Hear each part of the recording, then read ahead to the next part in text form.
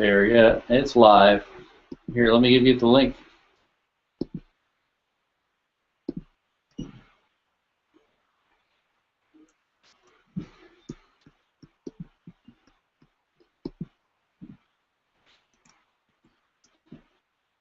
One over here too. The Facebooks.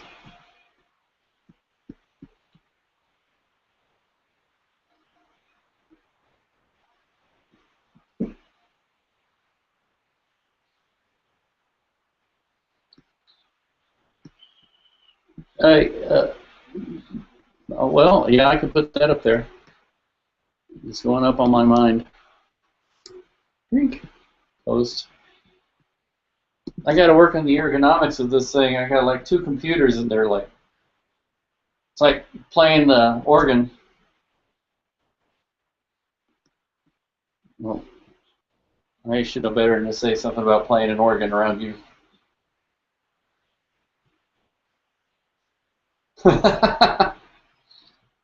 I beat you to it.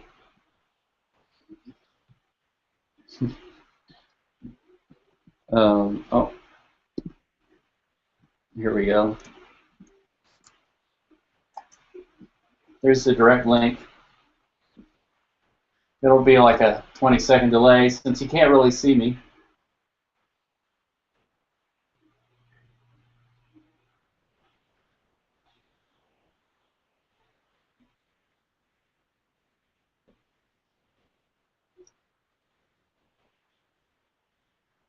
So how are things going in Topeka? Is it cold?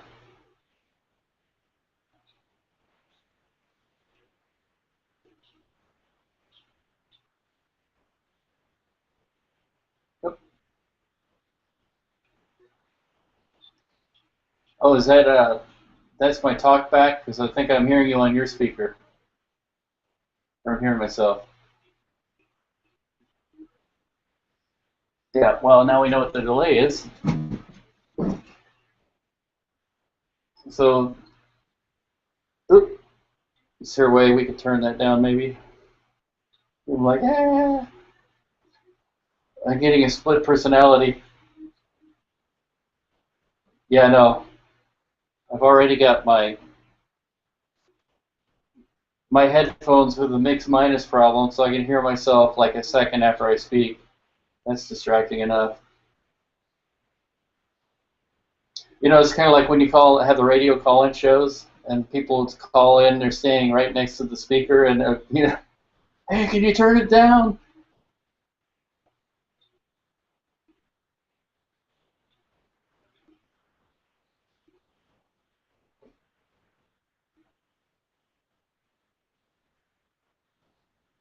Yes, yes, yes, yes, yes. So we got echoes building on echoes.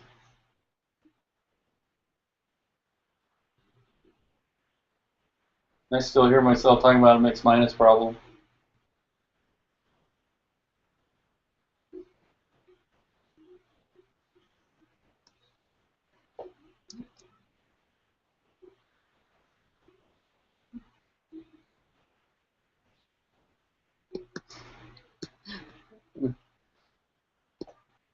Yeah, rookie mistake.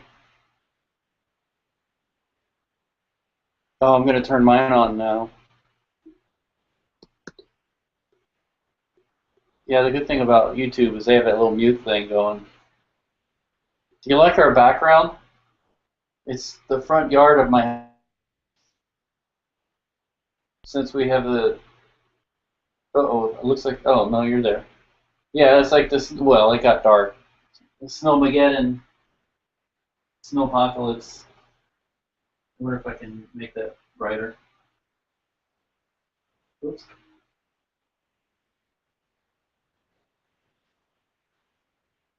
Oh, good. You're living in an igloo now.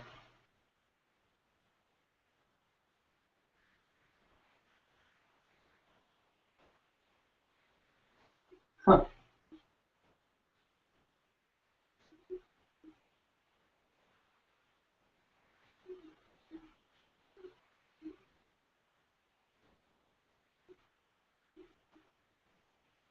I got so many reflections on this window since I'm in a lit room. I tried to fix that with the blinds, but it was a big fail. You need like some sort of matte box on them. Uh oh, my neighbors are moving. I feel paranoid now. He's got a video camera on us.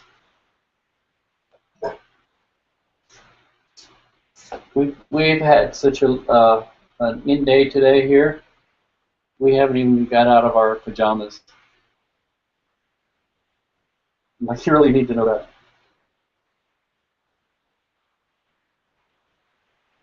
So how's the travails of getting your license back going? Have you had any news on that?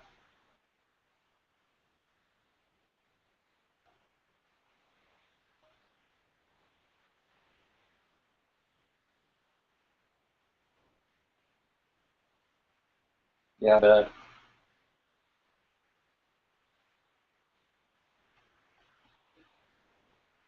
Well, in the single-digit temperatures, it can get dangerous if you're not guaranteed a ride back.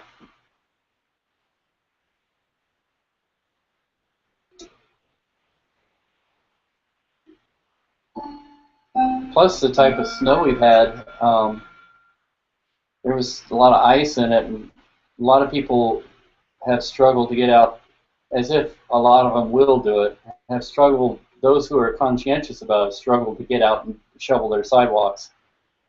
And so a lot of people are forced to walk out in the streets. I've done that a couple times. And people, the funny thing is people will bitch about local governments and how they won't, how their snowplows aren't doing anything, and yet you look out in front of their front yard and their driveways are a mess and their sidewalks are not touched, and it's like, well, if you want to complain about that, don't be a hypocrite. Go out and take care of your business first, and then you can start complaining about what other people are doing.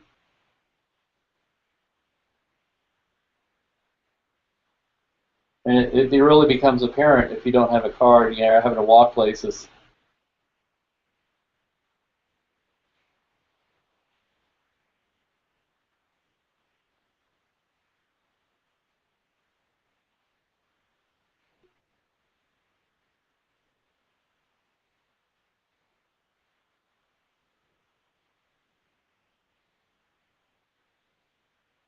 Oh, that's nice. We have a Yeah, we have a little. We pay dues in my neighborhood for a neighborhood association, which really doesn't amount for much for a year. It's like 100 something, and we've decided it's really worth it because one of the things that pays for is they come through and they plow our streets, and it's amazing. It's just a little bit that helps, but helps a lot. Especially we got some badass hills here.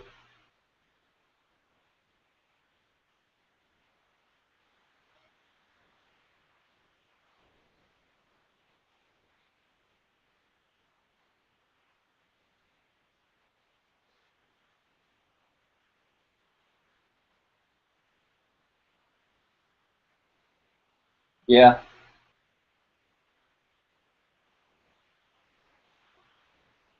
salt.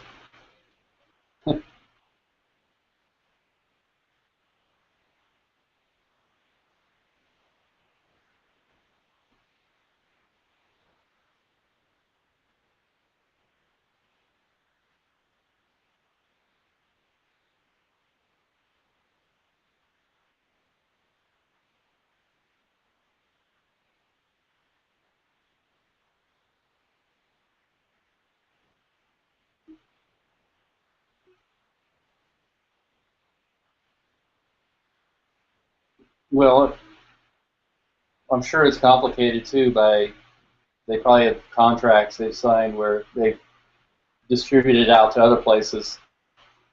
I'm sure they're exporting it to a lot of other states.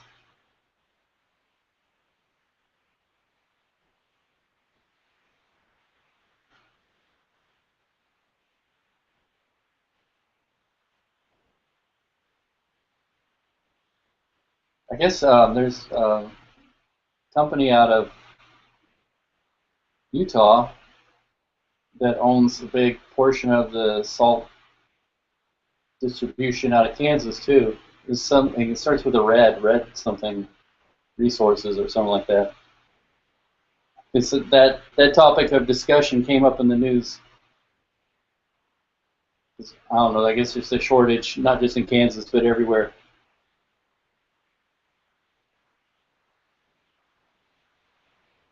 But back to your license. How is that coming? Besides, I mean, you can't walk. And did you have any other kind of news?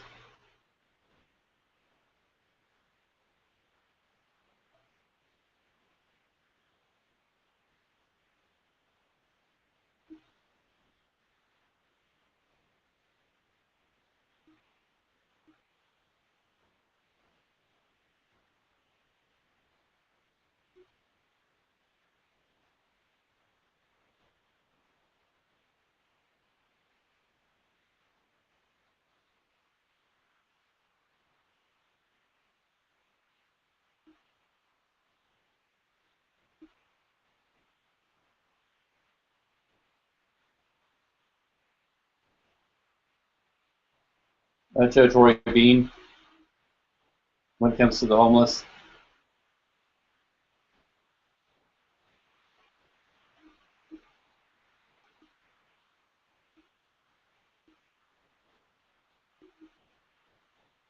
Yeah.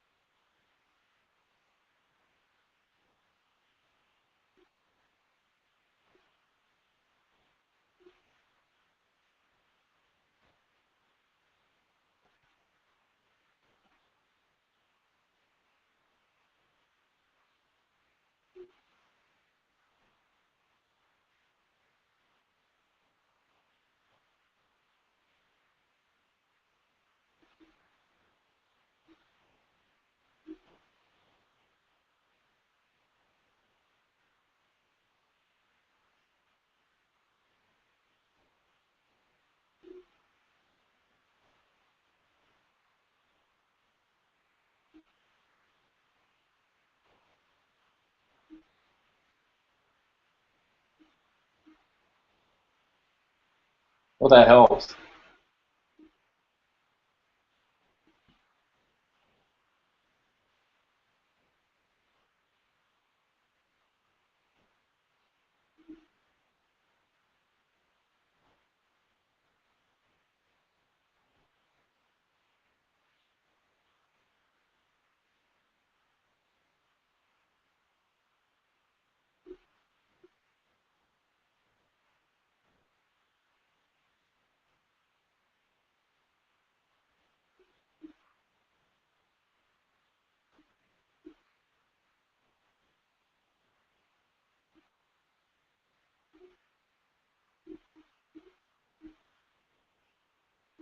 Hmm.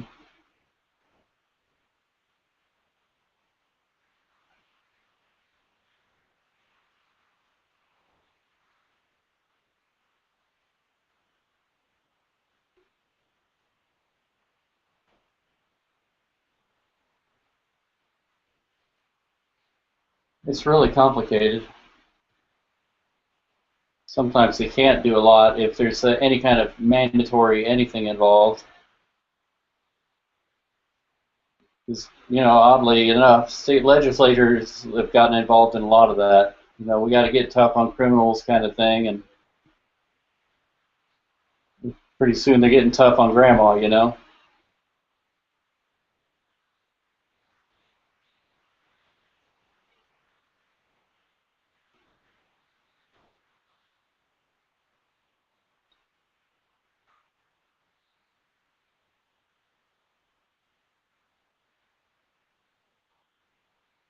Yeah.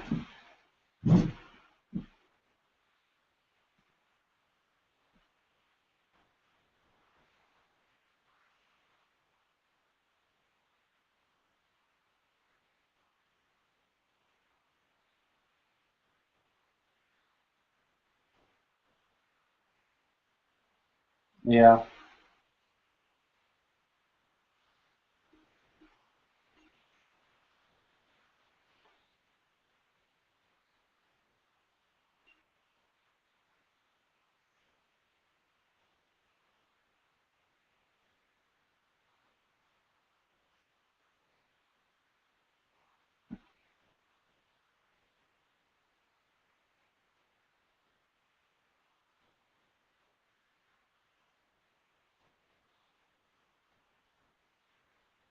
Yeah.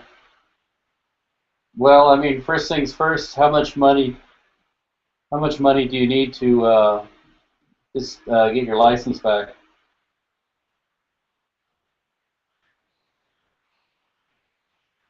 Just the bare amount. If you know just the figure, then you can work from there.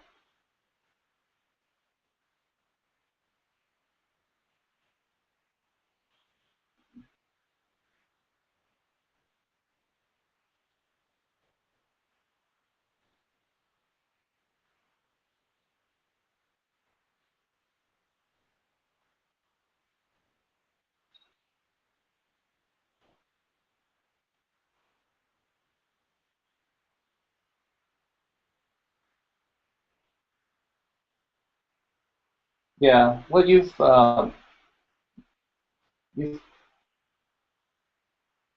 you pretty much kept as much of that as you could. You have what, like 1,200 or 1,300 on that? I mean, I'm not trying to pry or be. I'm just trying to go through it, because it really, if we could figure out how much you need and how much the need is there, then you can start from that. And you never know where this goes. If it airs on YouTube and people see it, they might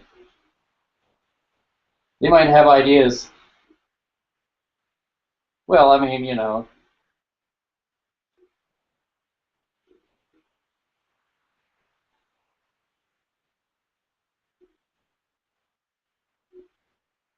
well, that's understandable. But there are other ways. There are other ways, and a lot of us have been in that situation in our lives where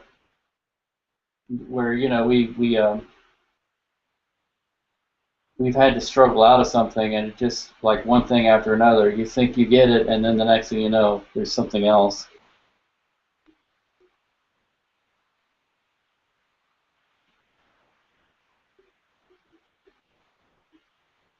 Yeah.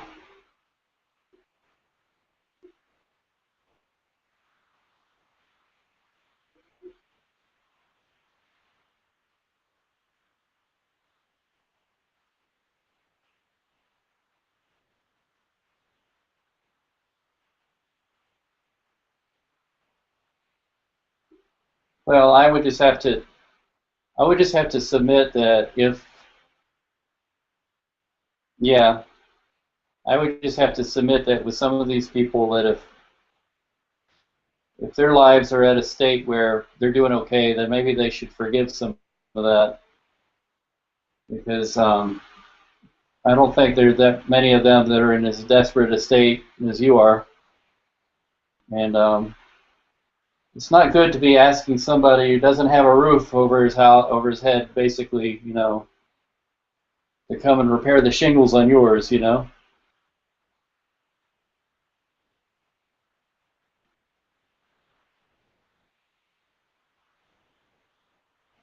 Yeah,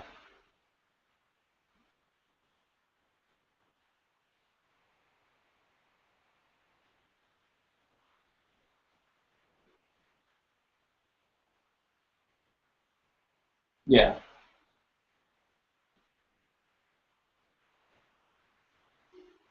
Well, again, I'm not trying to be a position of being a judge. I don't know the situation. I just. We're just trying to figure out where we can go. Oops, looks like we lost our call. Let's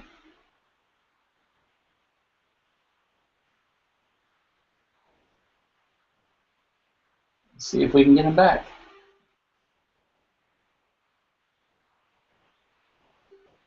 Too much going on.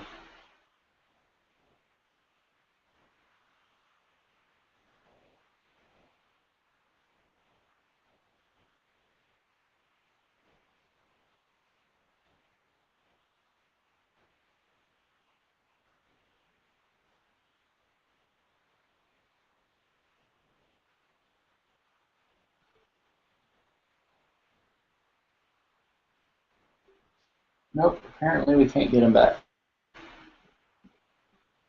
Let's see here.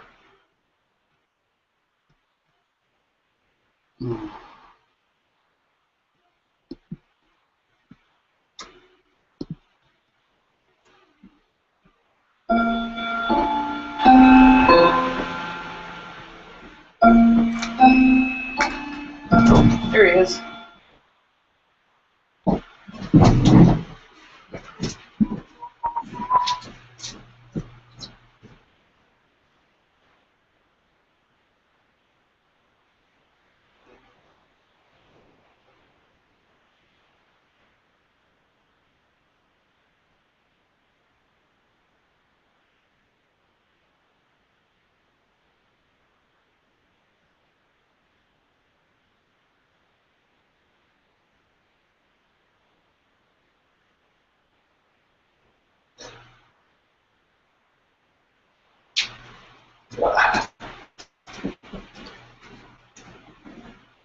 Sorry about that. I had to go over and turn off something. Oops.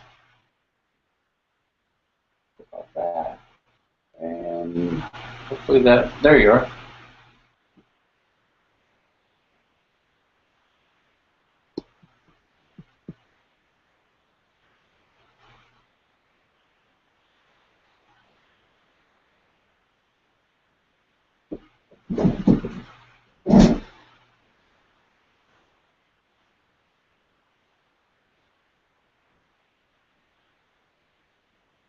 Well, there are a lot of desperate poor people, and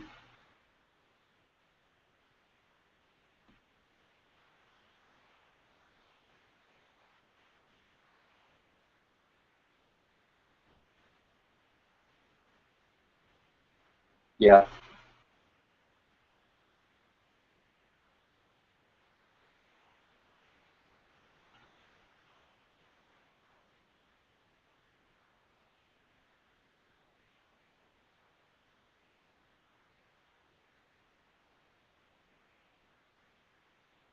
it's true.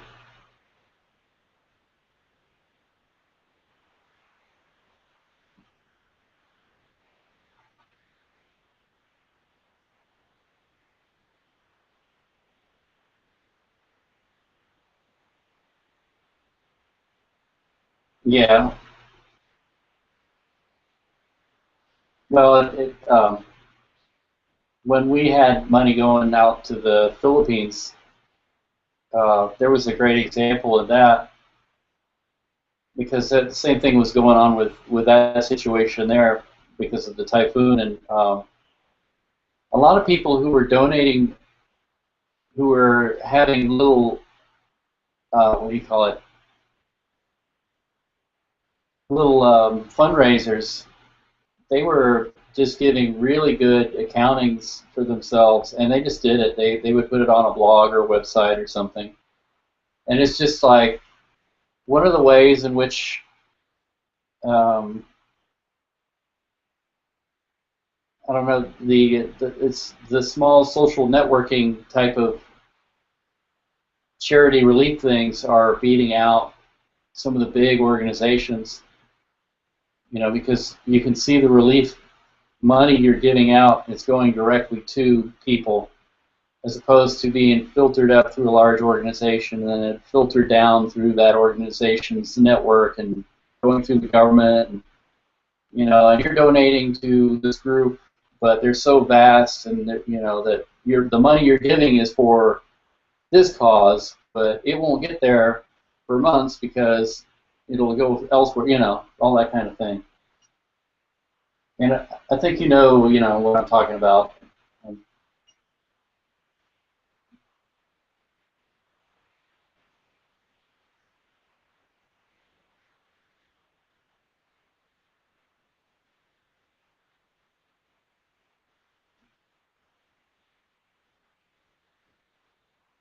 yeah, yeah. I don't know about Red Cross. I've heard they're one of the better ones that are, but it's the truth is like some of those bigger organizations. It's like anything that's bigger. They are better at massive distribution. They have networks and warehouses, and they have the organization. And but you know, for little small things, sometimes it's just best to give as direct as you can. And in many ways, you feel better about it because you help somebody directly. And you know, I was thinking when we went to church, we're not doing it this Sunday. Too lazy, I guess. When we went to church last Sunday or last time, they were talking about something that kind of stuck out of my mind. In the Old Testament, they talked about when you had a crop come in, you were expected to give the first part of your crop to God as a sacrifice. And well, it's not so much tithing; it's like you would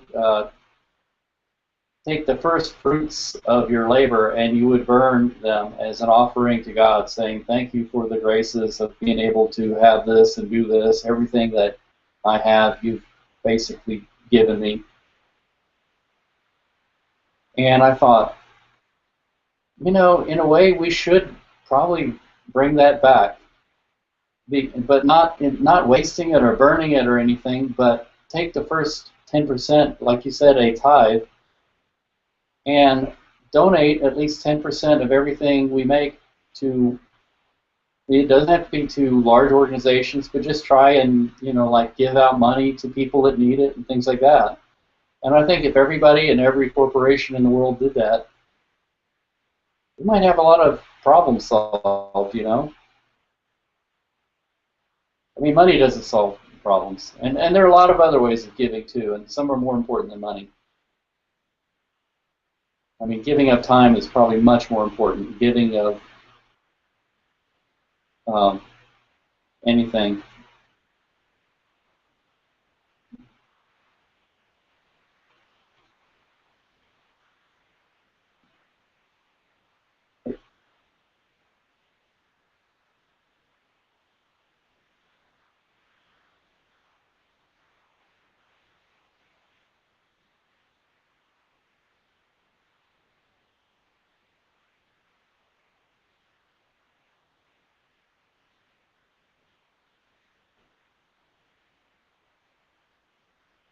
Yeah.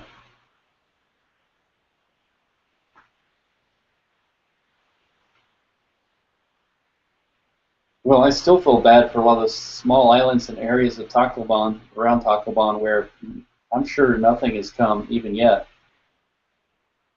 Because, there are people who are so poor, and, like my family, their grace was that their daughter married somebody who had ties to a wealthier nation, and, when word got here, people just put a little bowl on their desks and were generous. And it's amazing.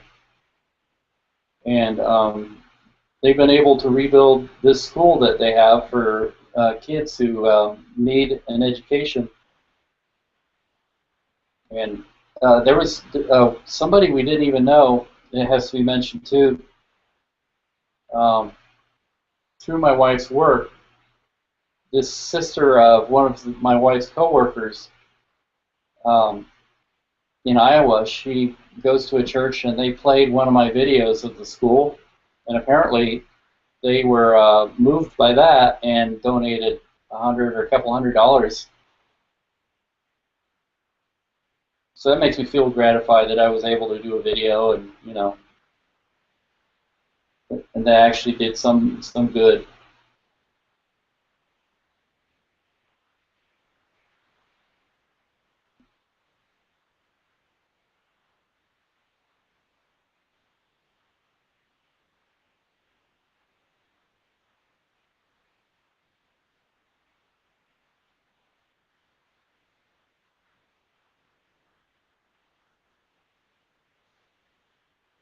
Yeah, sometimes. But again, you and I, you know what I'm talking about. You and I have talked about this, and sometimes when you're in a really depressing situation, the best thing to do is just kind of get up and see what you can do for somebody else. And my wife and I, Suyen and I, both were kind of stressed out at work and everything, and we started doing that, and it really does work. We haven't been able to help anybody out yet. I mean, really, but just the effort of getting up and thinking of somebody else other than yourself kind of put us out of it. And yeah, and there's a saying you always like to say: it can always get worse.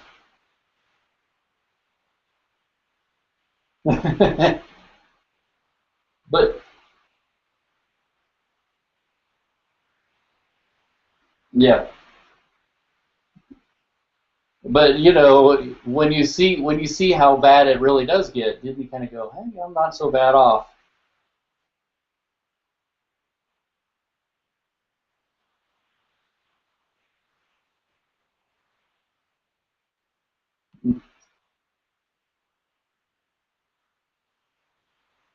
And there's some people who didn't have many earthly possessions to begin with.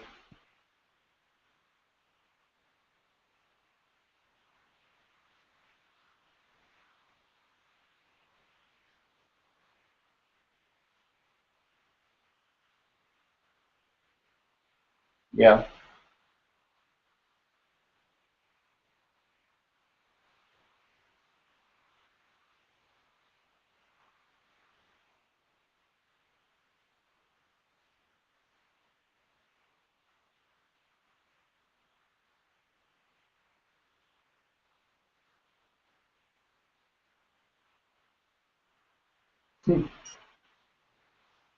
Well, I've seen a few of those, like when they've gotten old and kind of yucky, and that's like somebody's house and they're living on the streets. And of course, as you and I have talked about, you've experienced they getting harassed everywhere they turn by police, or somebody's like, there's some strange person in an RV, when it's not the yeah,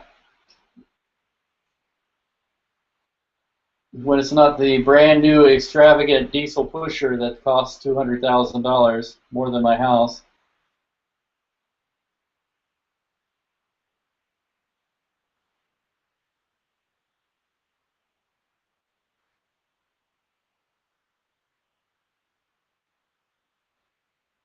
No, it's expensive.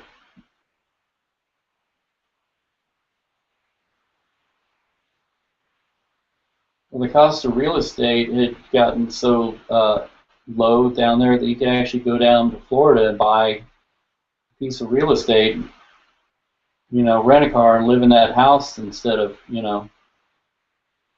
having this big expensive thing you have to maintain. Because the RVs take a lot to maintain as well.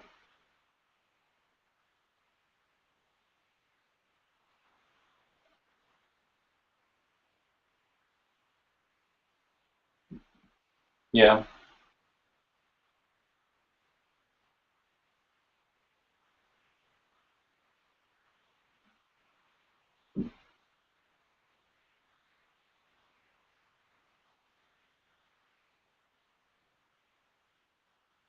yeah,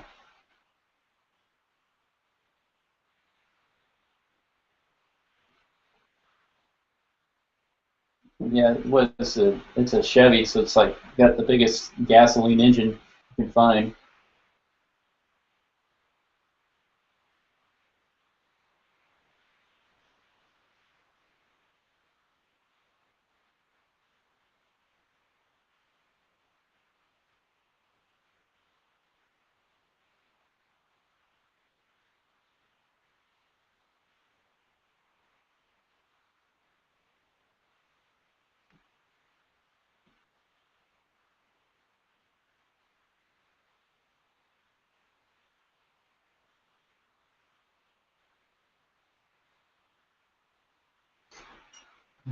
Never the term neckbeard. I'm working on mine. Uh-oh. Big clock.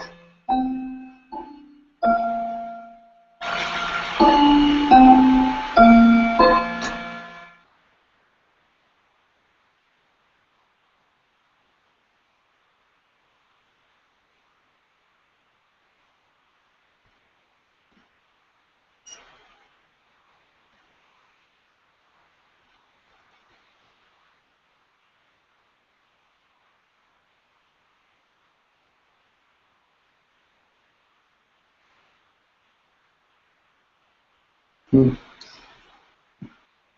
Well, yeah.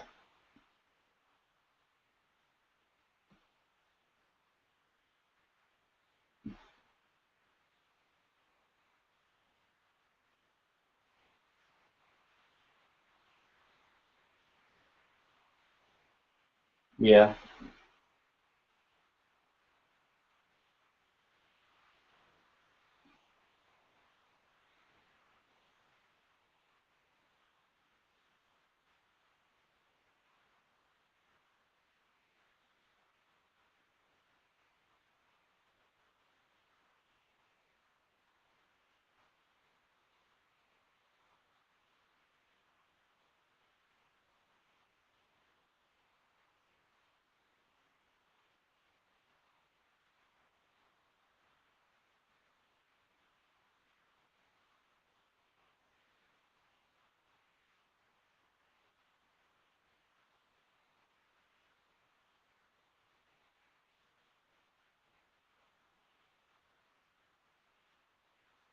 Yeah.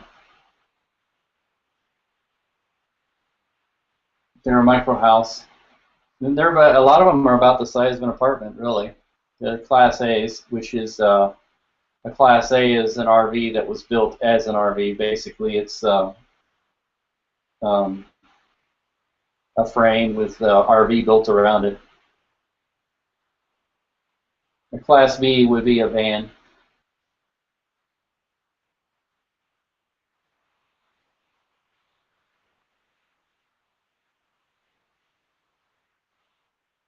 Well,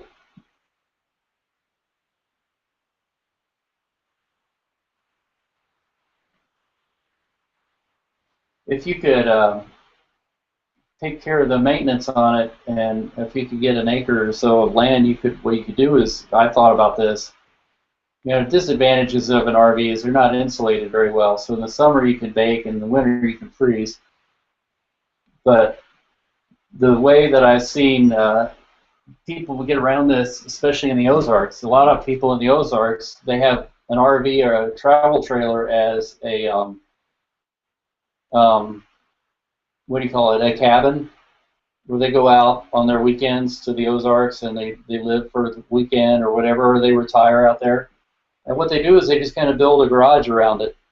And it gives it the added insulation and a place to store their extra stuff outside of their home. And puts a roof over the top of it so you don't have to worry about, you know, you keep the roof good out of the elements, because the roofs on those have to be replaced every at least 10 years, I think.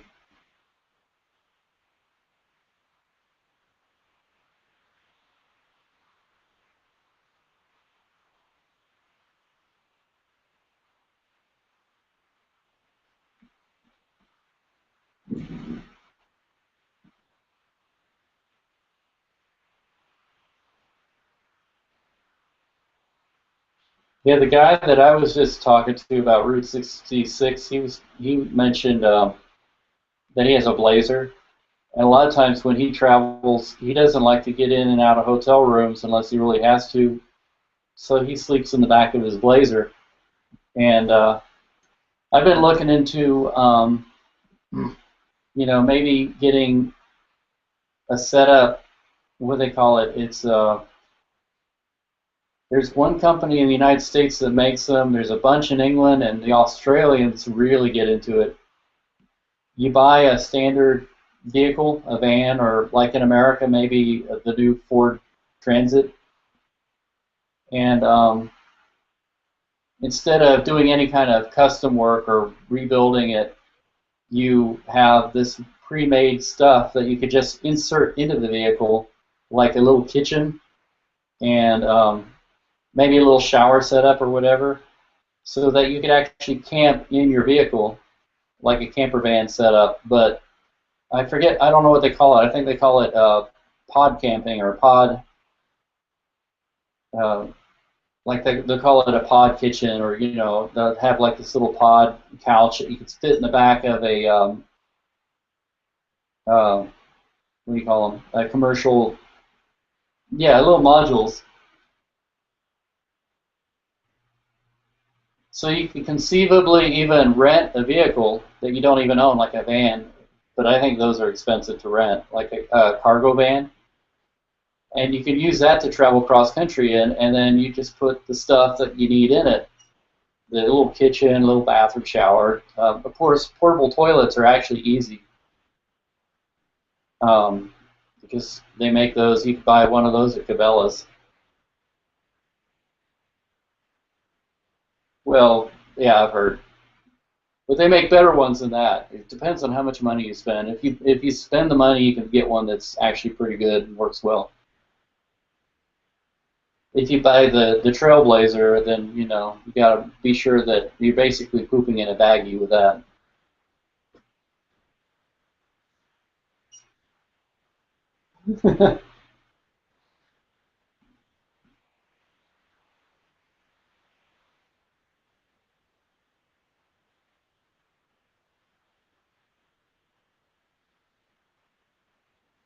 Yeah,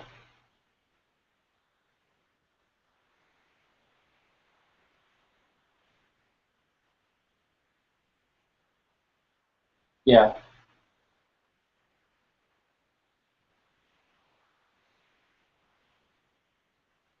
yeah. Oh, the slide-in camper.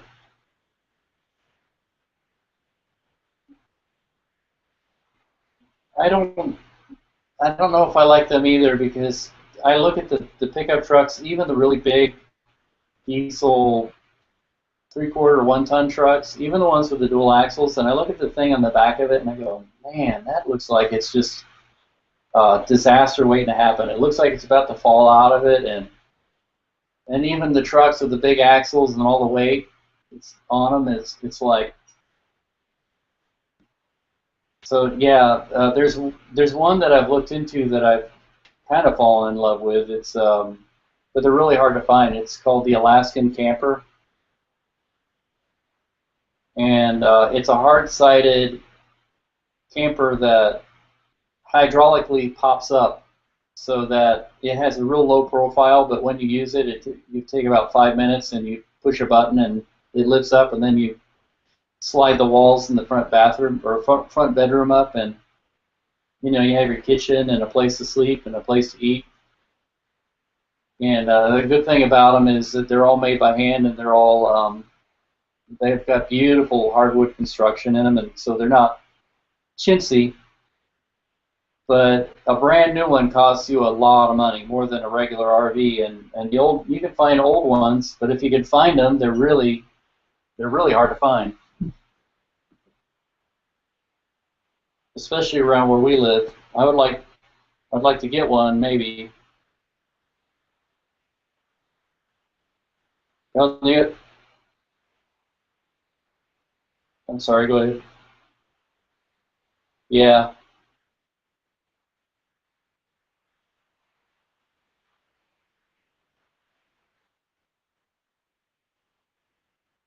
pretty trashy. I sort of like to get what you had when you were in Slackjaw, except a yeah, the short bus, except a dieselized version of that, not a gas version. And you put a little bathroom and shower and kitchen and a place to sleep, and place to sit and be comfortable, and you got it. The main thing is with the big RV like yours is when you're trying to drive it, they're actually pretty hard to drive, and especially trying to park them. And if you try and park them in the middle of somewhere, people will give you really bad looks because you're going to take about 3 car spaces up, and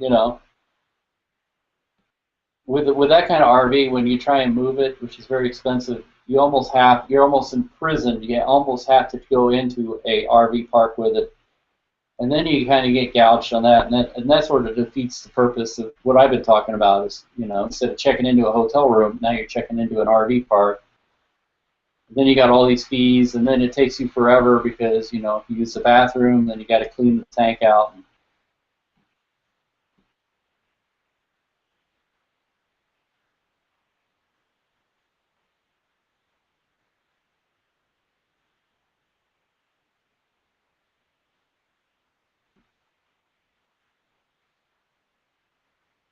Yeah, by a lake or something. Yeah, they end up paying more than if you lived in an actual mobile home.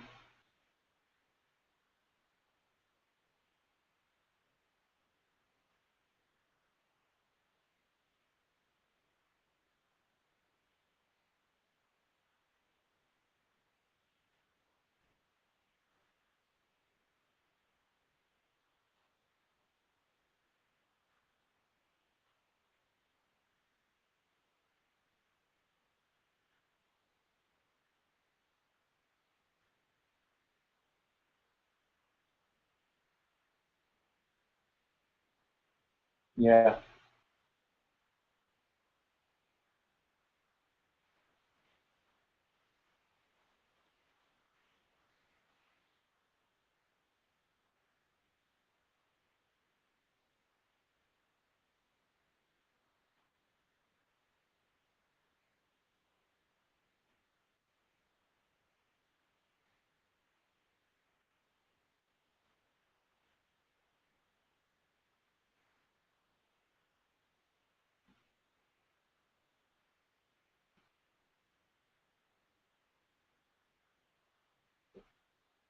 yeah,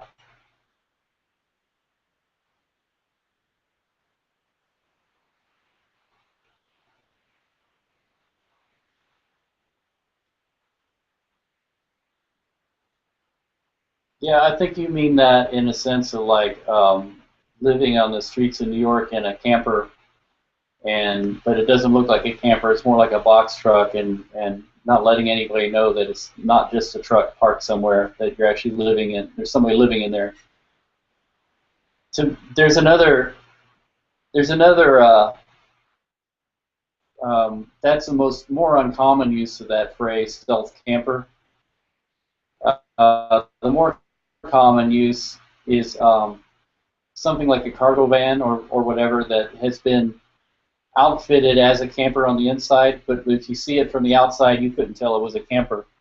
And the advantages to that is you could park in truck stops, or you could park it more anonymously at a Walmart parking lot or whatever, and you could camp without raising any attention. And it's not so much to be surreptitious, but it's more like if you show up somewhere with a really, really big, expensive camper in an area you don't know where you're at, where the bad neighborhoods are, or whatever, you can kind of become a target really fast. If you show off with a lot of flashy money. So some people are just like, yeah, I'd rather kind of be under the radar a little bit. I'd rather people not really know that there's somebody there for safety and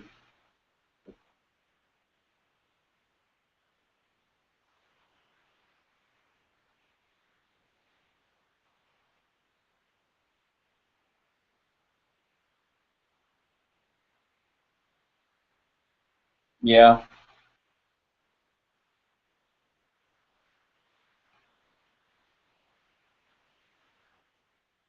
yeah,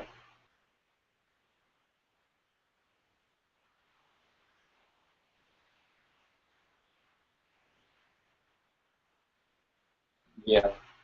In the past, I had seen truck stops be a little fishy about that, but I think that's changing because they're starting to view customers as customers. In the past, they used to be like, this is for truckers only, and we don't want families showing up and pushing the truckers out of their slots and things like that. But now they're starting to be more of like, well, people really aren't doing that so much, and money is money. I mean, the family of four is not going to check into the truck stop and use the trucker shower.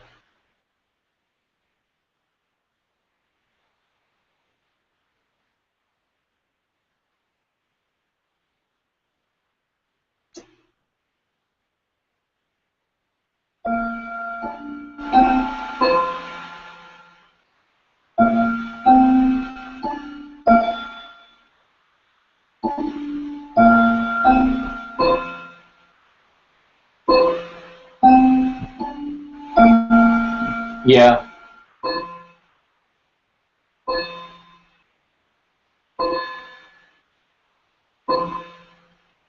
Well, me and my diesel truck, sometimes you don't know where diesel is, and it's there at a truck stop.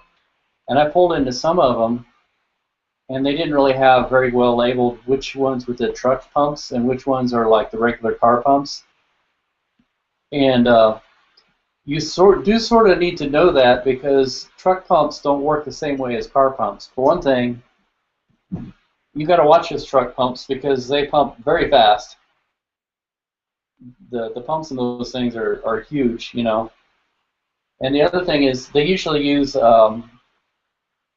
fleet type accounts, and so you can't just like necessarily pay there, with your debit card or anything. It was weird the one time I had that happen, and I think it was one of these older truck stops, and it didn't have diesel um, for cars or whatever, which I think is a little bit behind the times. Because, like you say, a lot of, I don't know if you notice it, but when you're traveling on the highway, you'll start to see that a lot of these truck stops say truck stop and campground. And it's just like you said, you pull in and there's a segregated area where you can actually pull in with campers now, and they've catered to that, which makes a lot of good business sense, I think. Like you said, rather than have somebody with the 30-foot trailer parked in with the diesel trucks and everything. Plus, something a lot of people don't know, that people who pull in a campground with a family, they don't want to be in the trucker area, because the dirty little secret about that is there's a lot of prostitutes that wander those places too.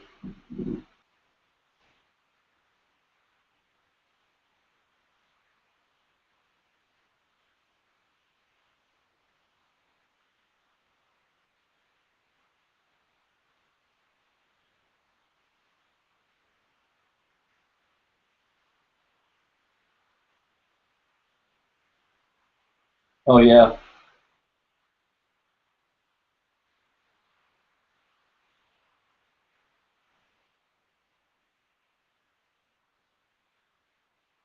yeah.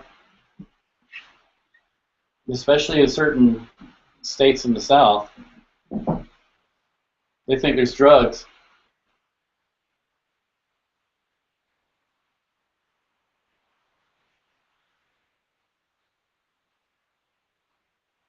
Yeah.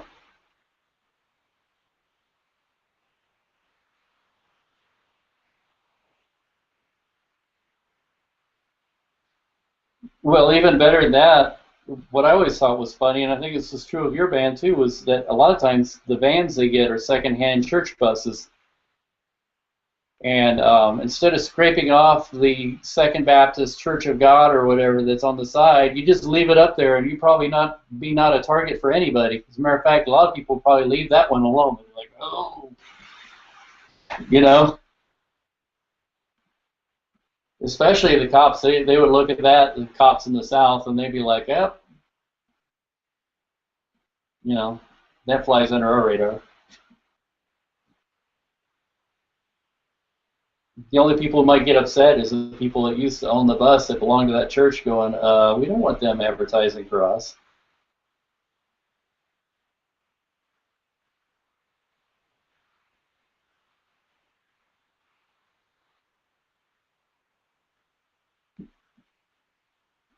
Oh, So it wasn't a church bus; it was a senior bus.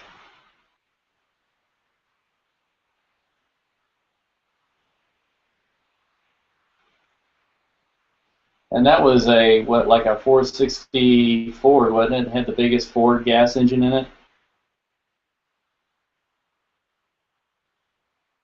And I remember you complained about how that to fill that tank, oftentimes you guys would try and drive to Kansas City or something, and you had more in gas than you got out of the show.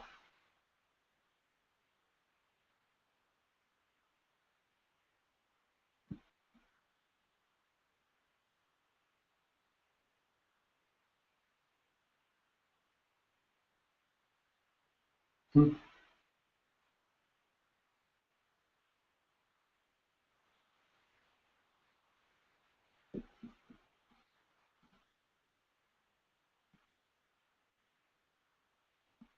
Yeah.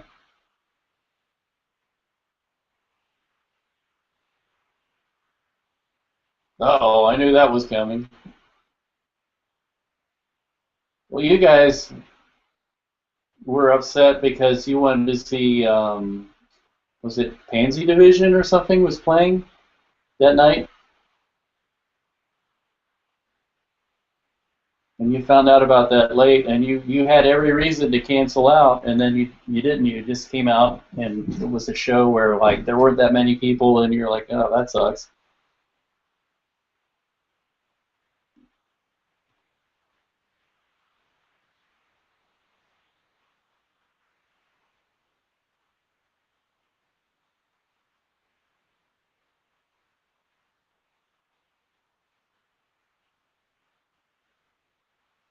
Yeah, you were with me. You were eating pizza. It was that nasty ass pizza by the slice place. Actually, you and I were eating there, and Josh came in.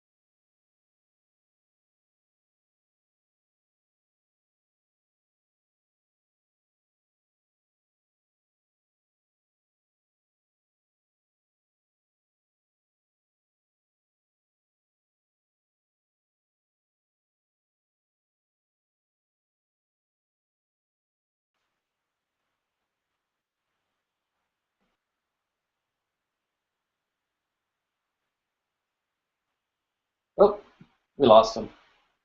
Yeah, I could sort of see that coming. I'm calling him again. Ring, ring, ring, ring.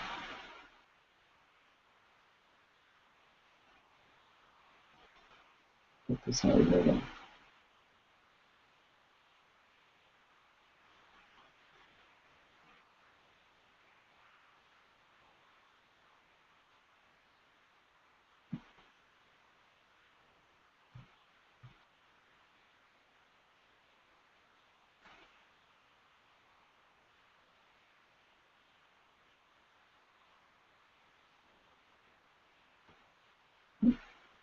The heck was that?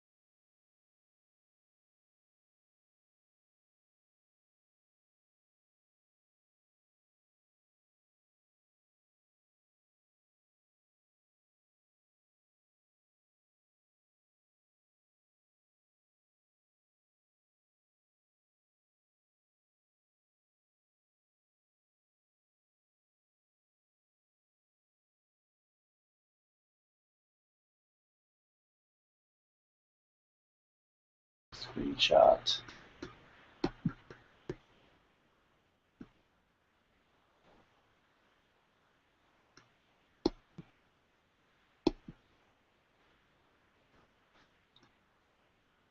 Okay, I think it's back.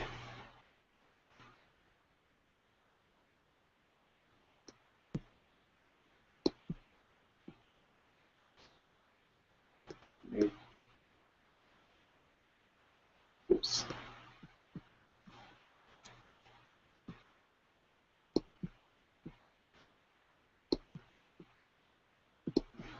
Yeah, I think so. It's cool that it's resumable. It doesn't just throw you out completely.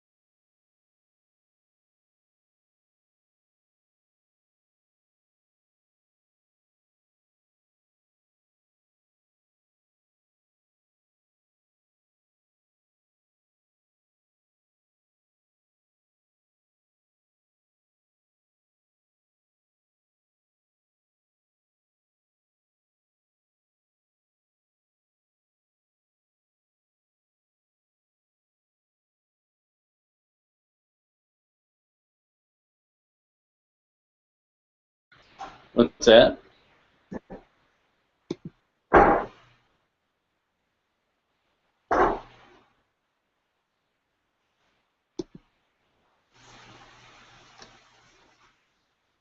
That's not letting me do the screen share.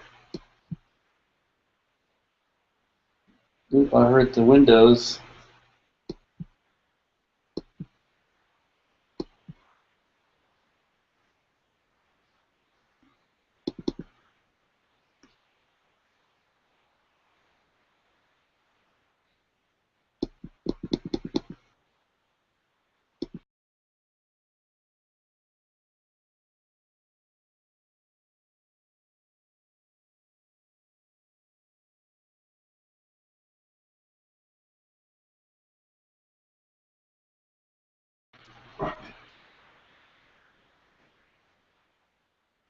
Let me look at that live control room.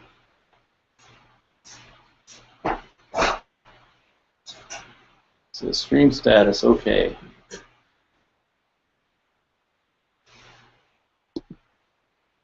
You can also do comments here.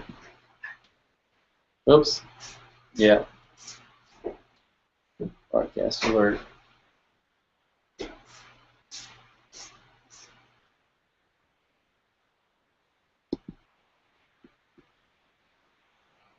Weird.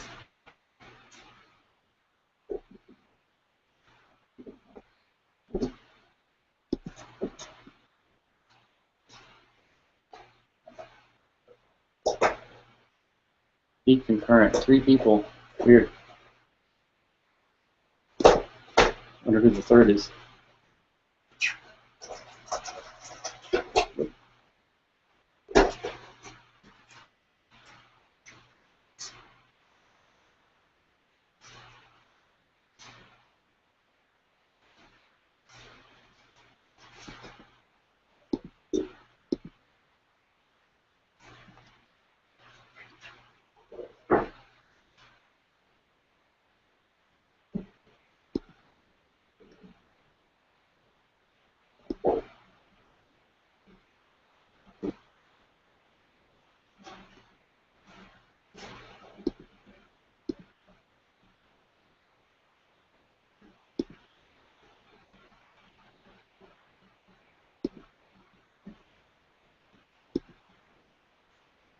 Yeah.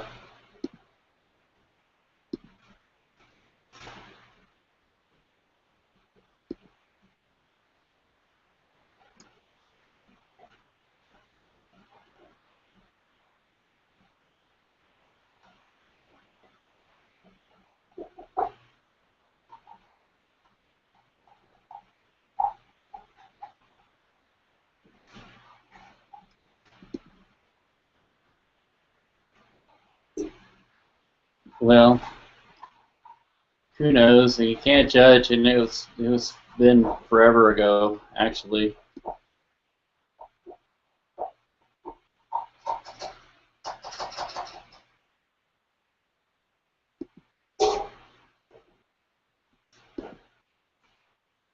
And then you found out that somebody in the band actually was doing something they shouldn't have been doing.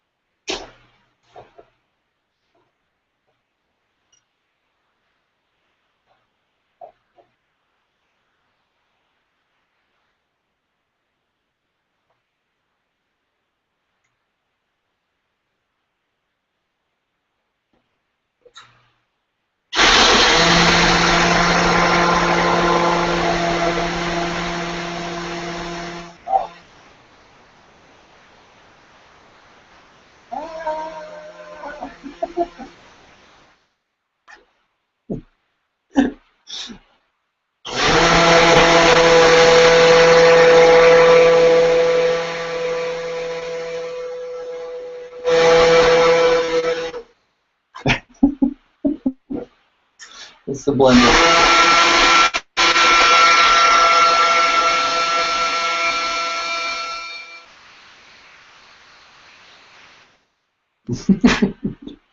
We're really informal here. Huh? The blender. Oh. Oh, you're fine.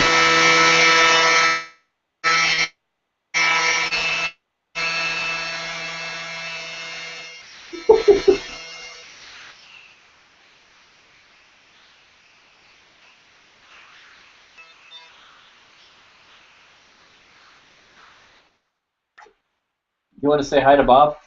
Hi, Bob. Yeah, I heard you. You said hello, Suya.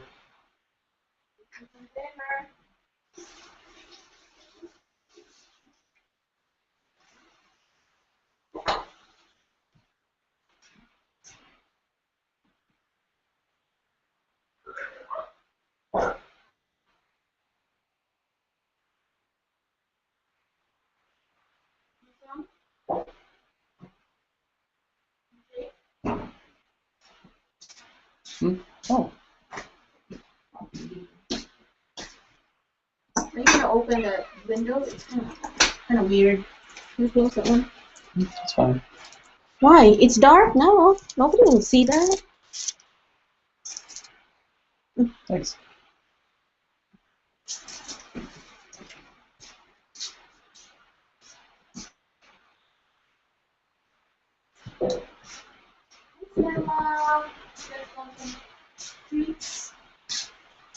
Is it cold enough? Mm-hmm.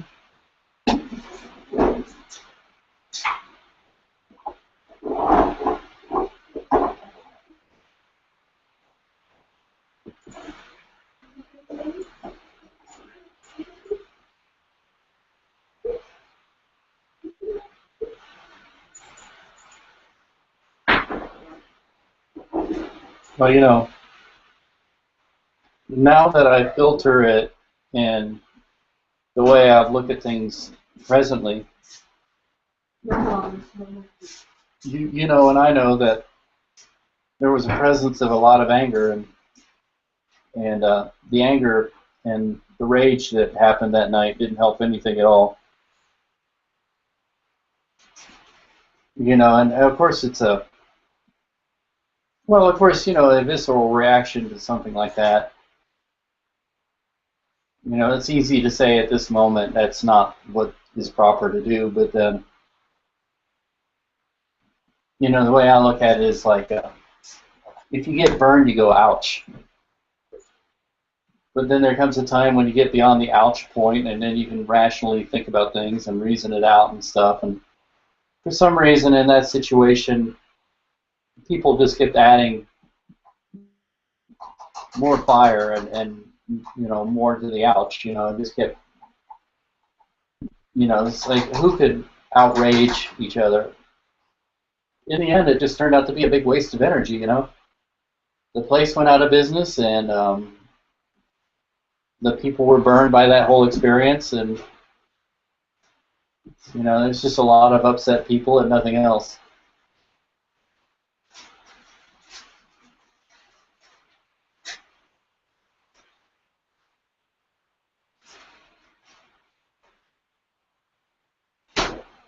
Not really.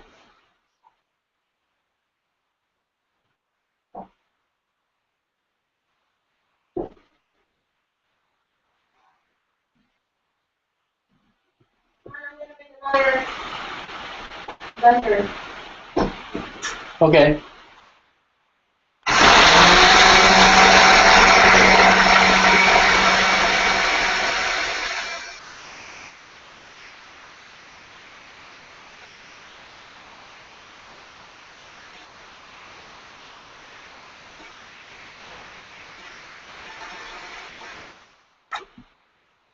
You like the shape?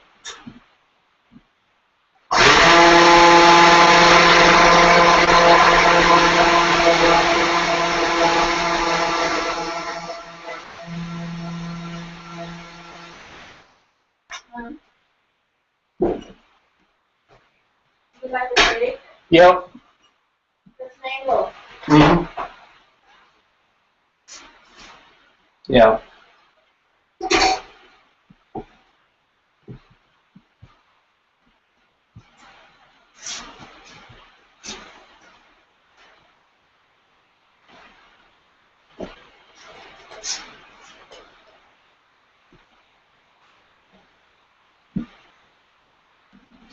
Yeah, and when I was in that same era, I was living with some roommates and got into that situation where my anger got the best of me, and I never really solved anything with that either. But it was a similar deal that was frustrating me was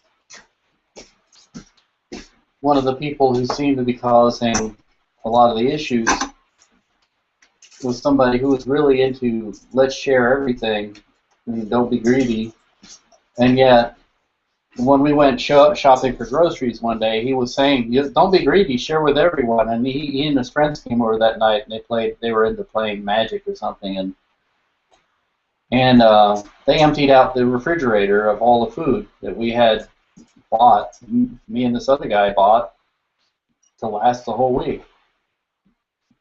And that very day, he went out and bought a bunch of candy and snacks and things, and he put it in a box, and he put it on it in really big letters and a marker. "Don't you fucking touch. This is mine." And we were like,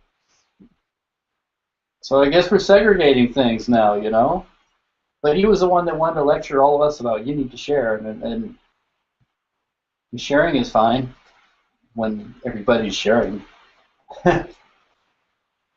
Yeah,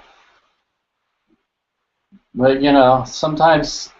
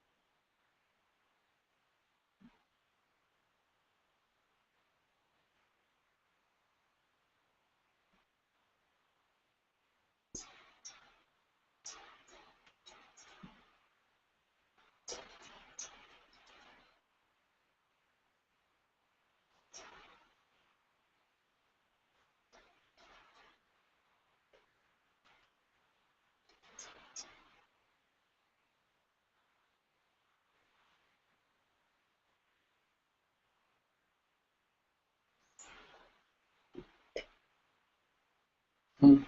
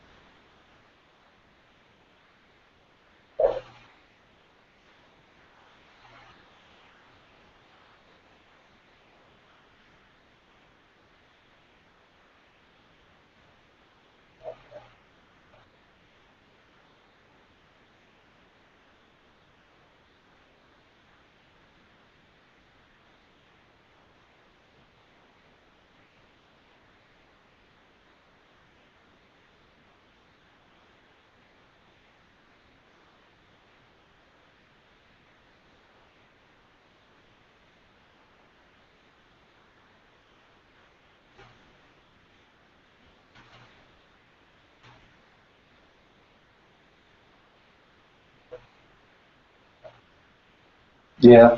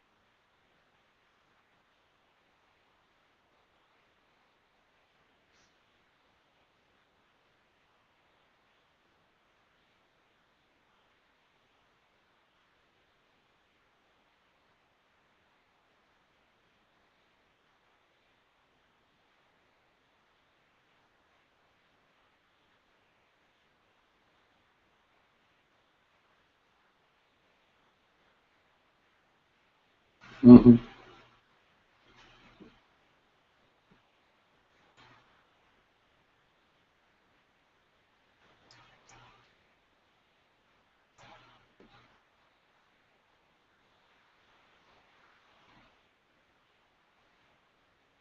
Yeah. That's the kind of car that we'd be behind going, I know what they're doing.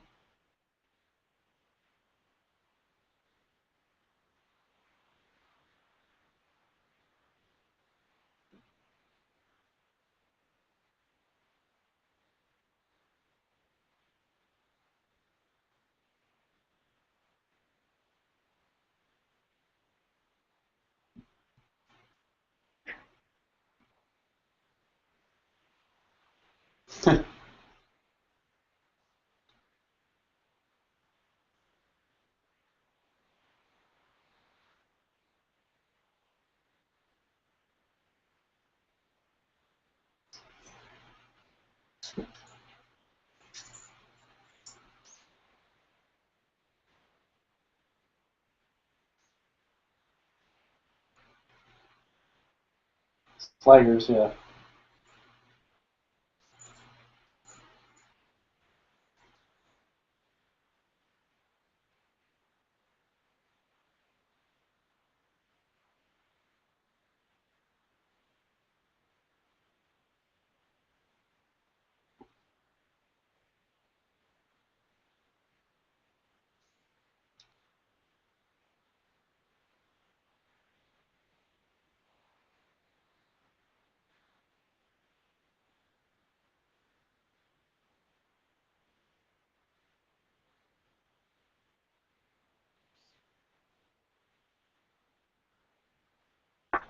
Yeah.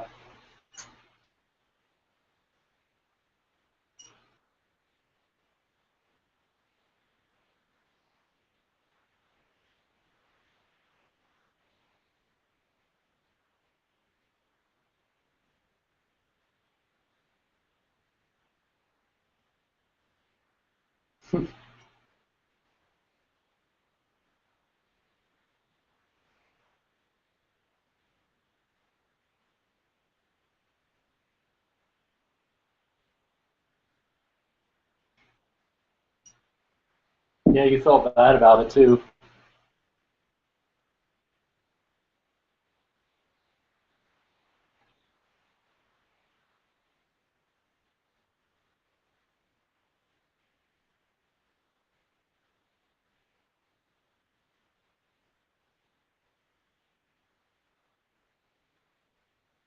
Yeah.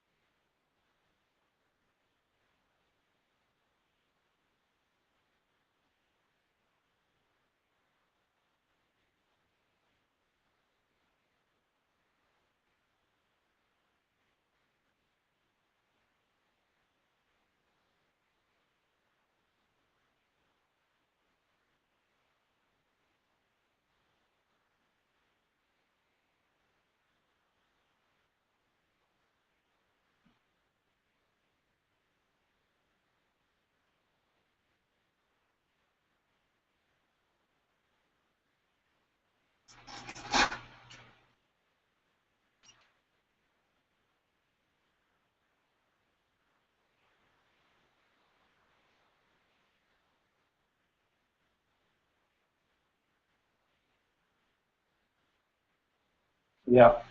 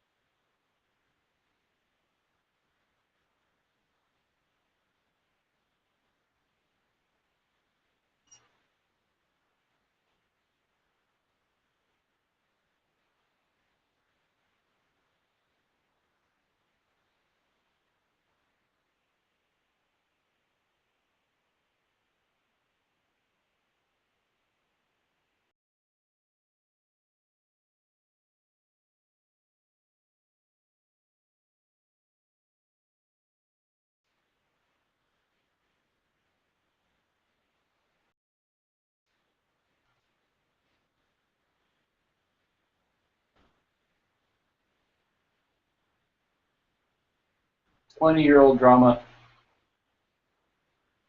Yeah, stealth camping. Back to stealth camping.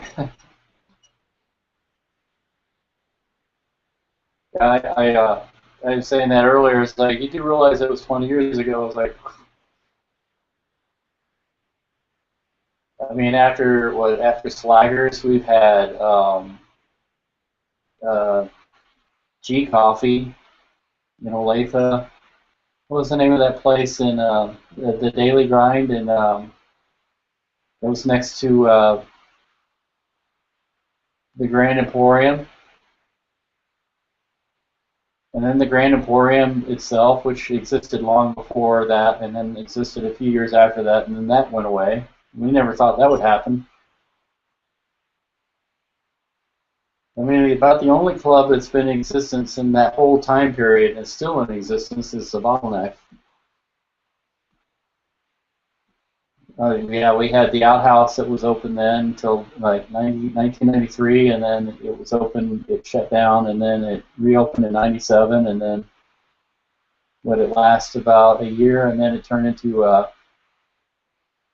um, a strip club.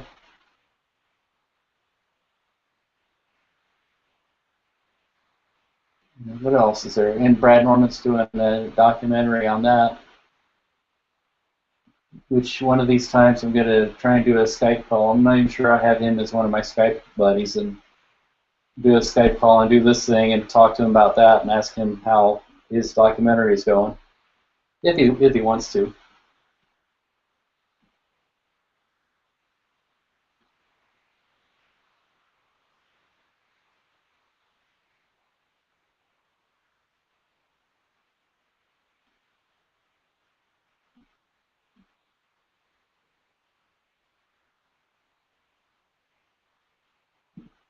Well, I'm sure it's like you say that a lot of those people who are saying that probably donated very little of money or time.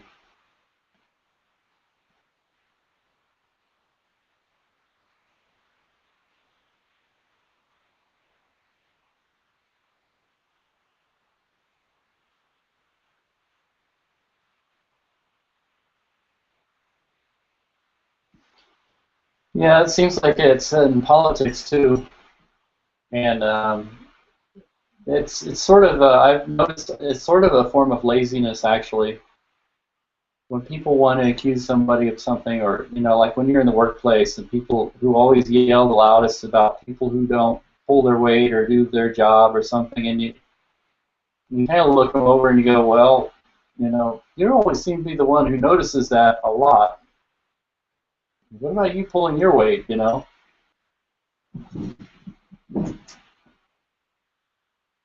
great deal of the time when people are accusing somebody of not doing something, the person can't defend themselves very well because they're too busy doing everything.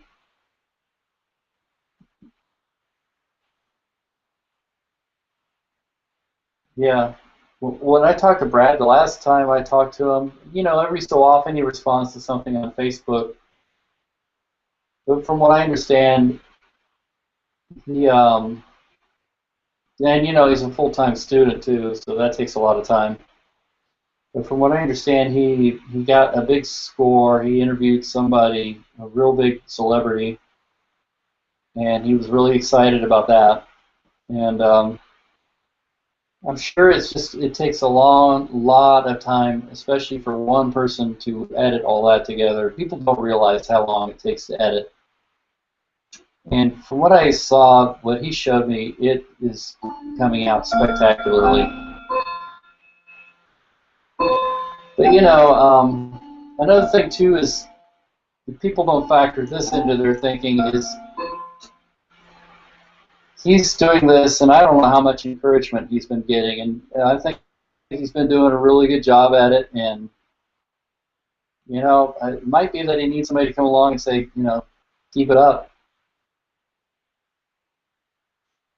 because he's doing the kind of thing that should have been done a long time ago by a lot of other people, and this never was. You know.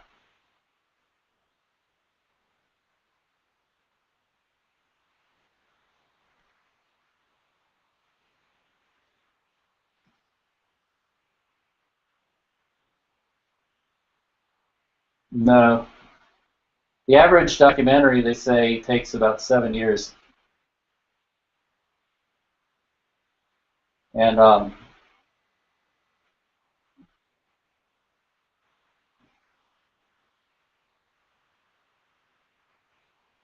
yeah.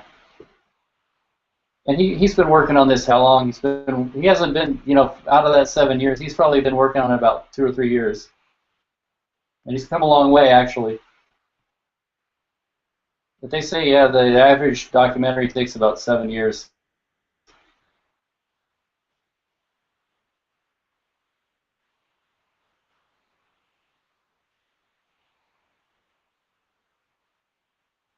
Yeah, unforeseen. Well, the thing is, too, I don't think so much now, but in the past year, this was kind of discouraging me from wanting to try it. But there's been kind of a documentary craze, like it's become cool among the hipsters to put out your documentary or whatever. And so every time you turn around, I was looking and there was a new documentary coming out by somebody or somebody begging money for a documentary or whatever. And I saw one and I was like, they did not do that justice. It was shot very poorly, very amateurly. They badly underestimated how much time it really takes, and they didn't even bother to take the time to do it right. It's like when you do these kind of things, you should have a microphone at least on your subject, and they didn't even want to do that. They just came in with a camcorder and, hi, how you doing? I mean, I'm putting more effort into this thing I'm doing here than they did in their documentary. And when you see that, nobody wants to invest in that. Nobody's going to want to watch it.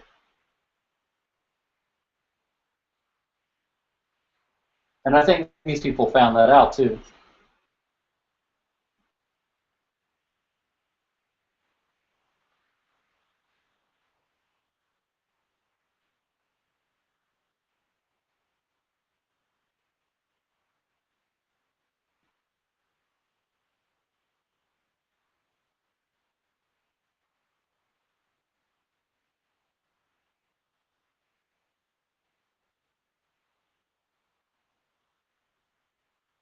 No.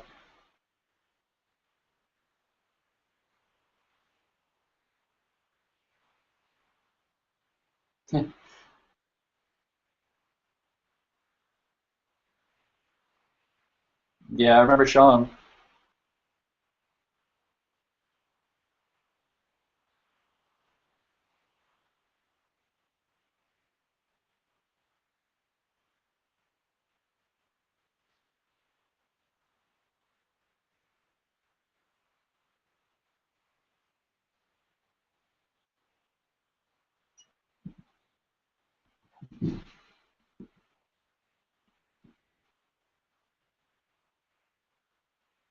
Yeah.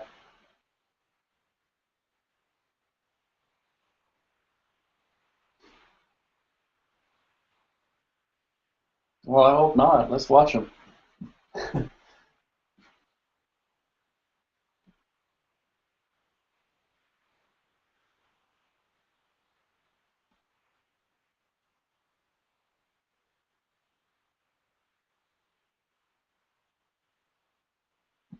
Yeah.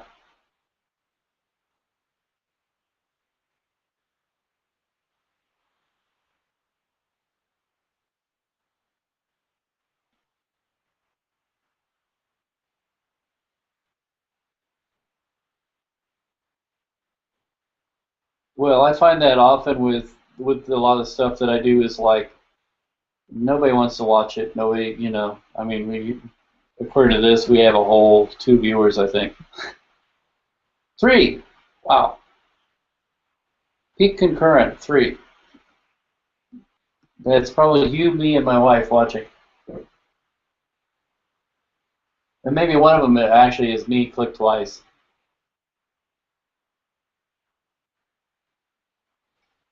Yeah, well, what it's saying is, like you do that, and like I don't know how many times people said you shot that. Oh my, it's like wow, that was really important to me now, and it's like with time it gets more and more valuable to somebody.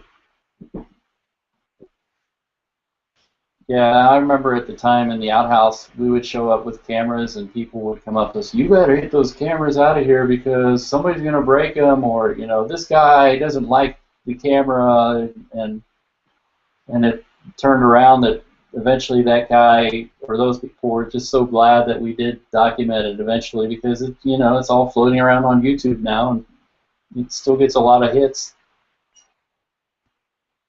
And Brad is using some of it for his documentary, and he's thanked me a couple of times. And I'm like, it's just I was glad to be a part of it. It was my little way of being a part of it. I mean, I wasn't.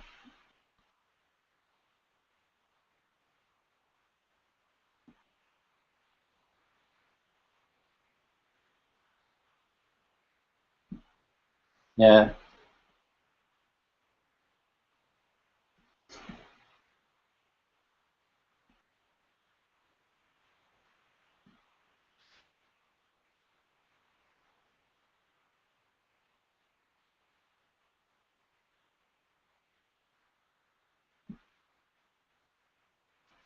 Well, you won't have a nickel for me because I wasn't there.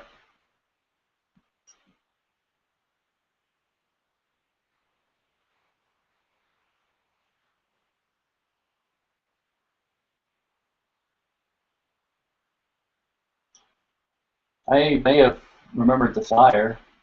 I do remember. Who was it? Remember Green Day coming through after they started getting to be famous, and that show was nuts. Everybody and their brother wanted to see them, but they used to play. I remember they used to play there all the time before that, because I remember the flyers and it was Green Day coming through town.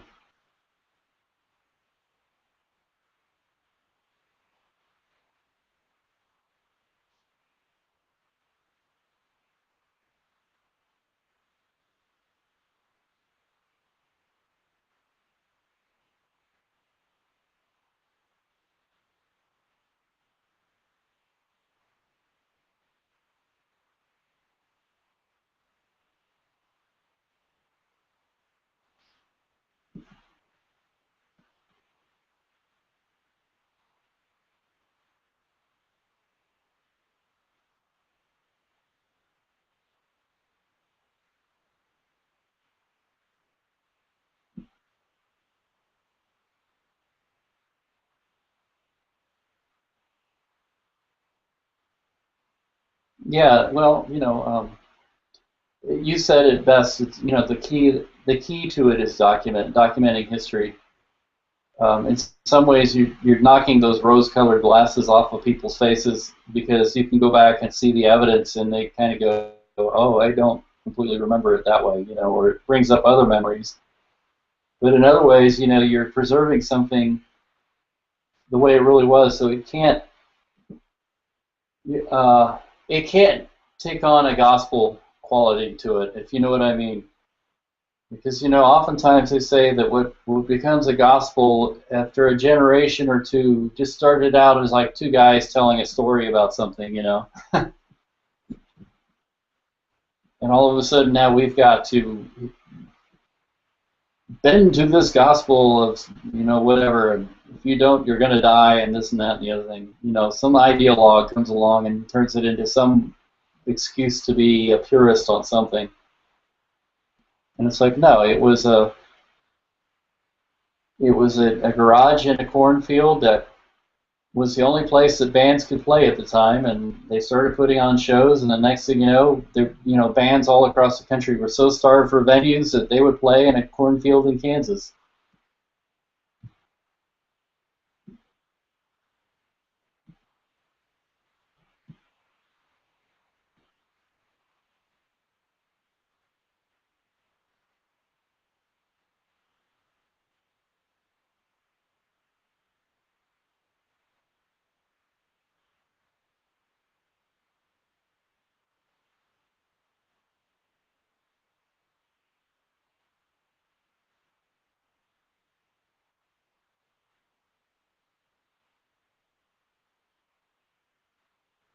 Yeah, and nobody really went to take on the responsibility of being in charge. I mean, the other day we were talking about Jeff Fortier, and apparently he lives here in Kansas City, real close to where friends of mine own a coffee shop. And we were talking about it. We were kind of, talking about the legendary things that I understand are on the documentary. And Jeff Fortier actually admits himself some of the underhanded things that he did, and you know what they are. You know what I'm talking about. And we were sort of talking about it like we were laughing about it. And, what a scumbag. But you know what? He actually did take on the responsibility of the place. Him and, what was his name? Dave Butin? Is that his name? The other person who kind of booked shows. And some people would say, well, they were trying to make a lot of money and everything, but they did a lot of the work too. And I rode around with you the one day when you were when you were putting on a show there, and you were showing me the routine that you had done for years of like cleaning out the cistern, or not cleaning out the cistern. Well, yeah, cleaning out the cistern, because you said you'd have to open up the hatch and make sure there wasn't anything floating around inside it and pull it out if there was, and then you had to go clean out the legendary clean outhouse toilet.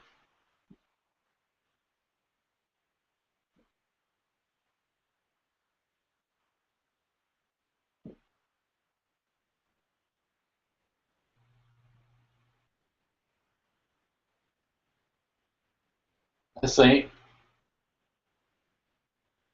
but Booker was it Maximum Rock and Roll? Maximum Rock and Roll had a term for it, and it's a very appropriate term in this case. They said that for all the people that did the Indian work or the private work, they called them shit workers. They made a joke about it. And it's like, I think about that now because, you were one of the ones who had to go in there and clean out that toilet before they could have a show.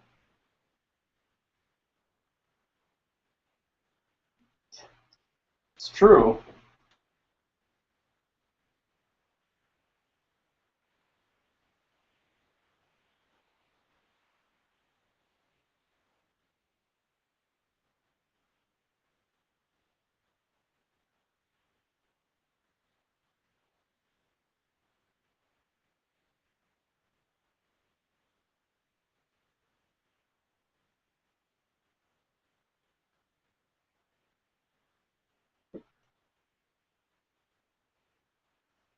Well, in the end, it's all about the journey. I mean, you can think about the people that took advantage and stuff, but then you think about all the great people you met too. You know, I mean, you're good friends with Josh. You're still good friends with Josh. And there were a lot of other people. Is he still? I'm trying to think of his name. You played bass with him, or he played bass with your band. John Geary. Are you still friends with him?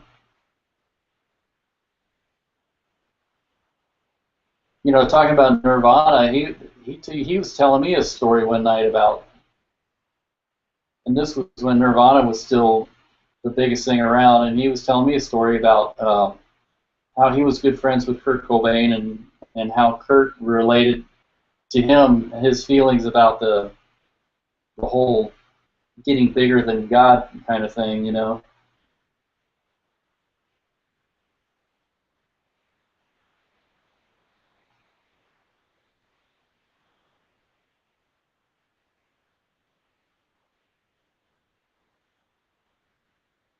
Well, they were a touring band, and he happened to be friends with them.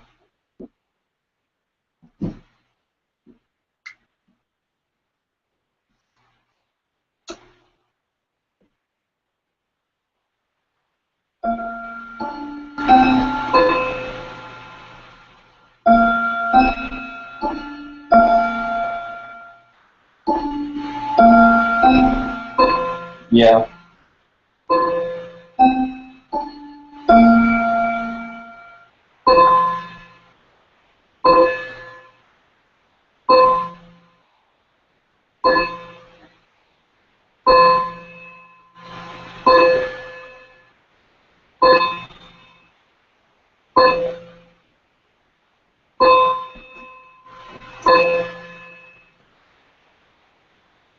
Yeah. Well, the legend of the outhouse was the legend of the outhouse bathroom. I think was that not only did the door have to be pretty much replaced every time, but um, there were quite often times you go to clean out the toilet and find there was no toilet and you had to replace it.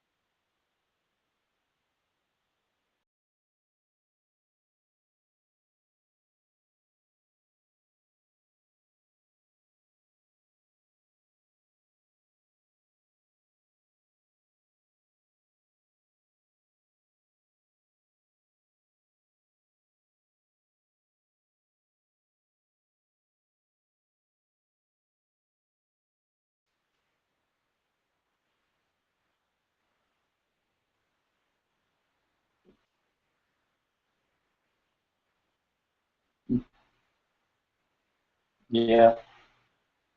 Well, I was telling this story. Another funny Lawrence, or we were talking about places you eat after the late night places close, like bars and stuff.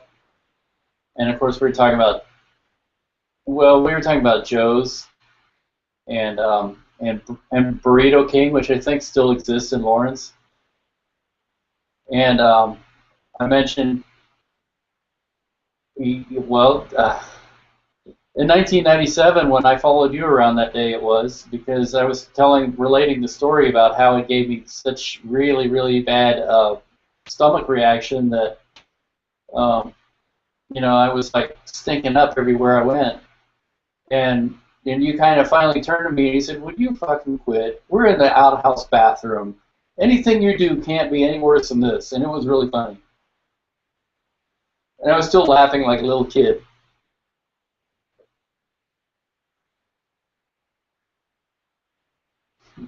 It's true.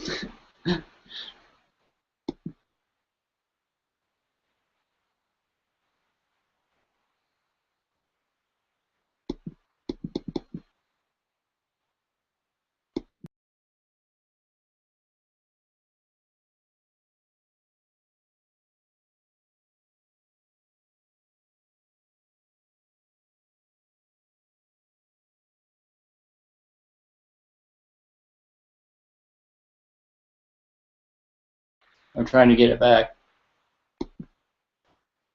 Oh, there we go. There we go. We resumed.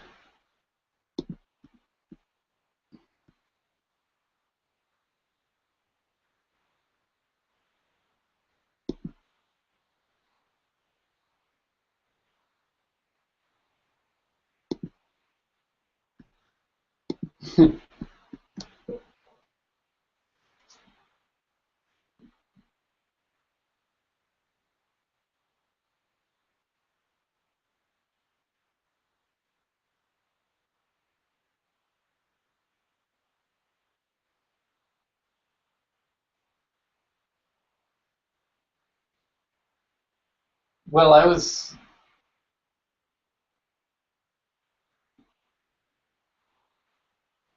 influenced by this saying.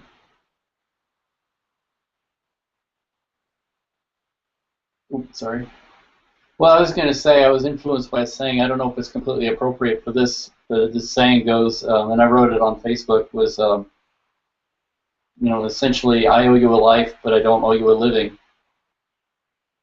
Meaning that sometimes people, we owe what we owe to other human beings in our connectedness in this universe for our survival and everything.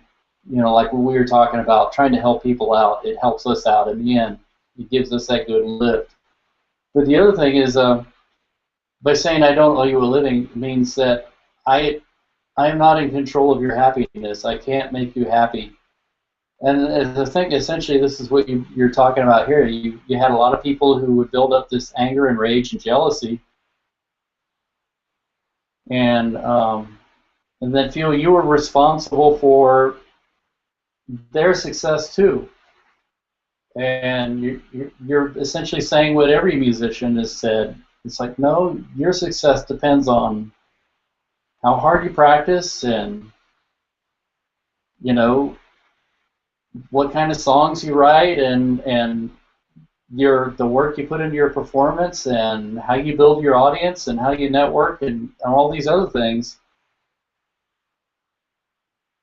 And I think, unfortunately, the genre we're talking about is punk rock, and sometimes punk rock became synonymous with bands that suck, which is not necessarily the case. Some of the best bands I've ever heard in my life were punk rock bands. But there is this attitude um, that we need to come in with no effort at all and be famous tomorrow. And I think that influenced a lot of people when a couple of bands seemed to do that.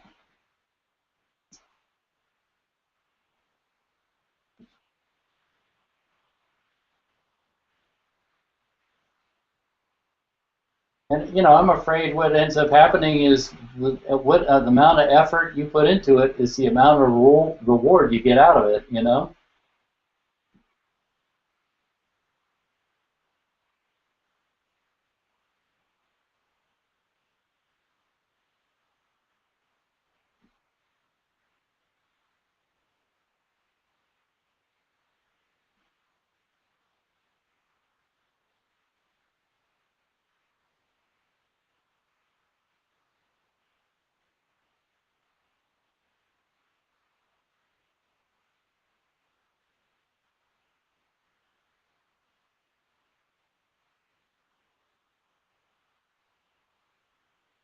Yeah.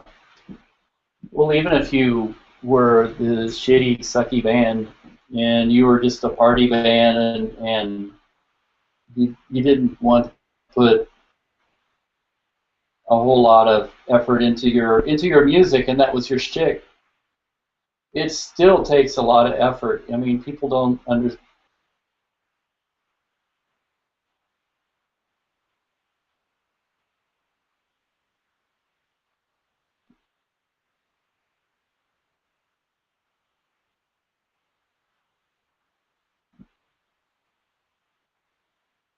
Oops,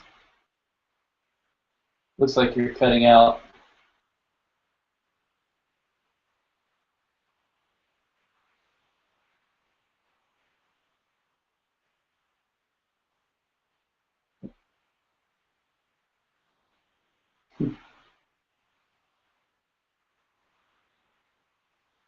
Yeah.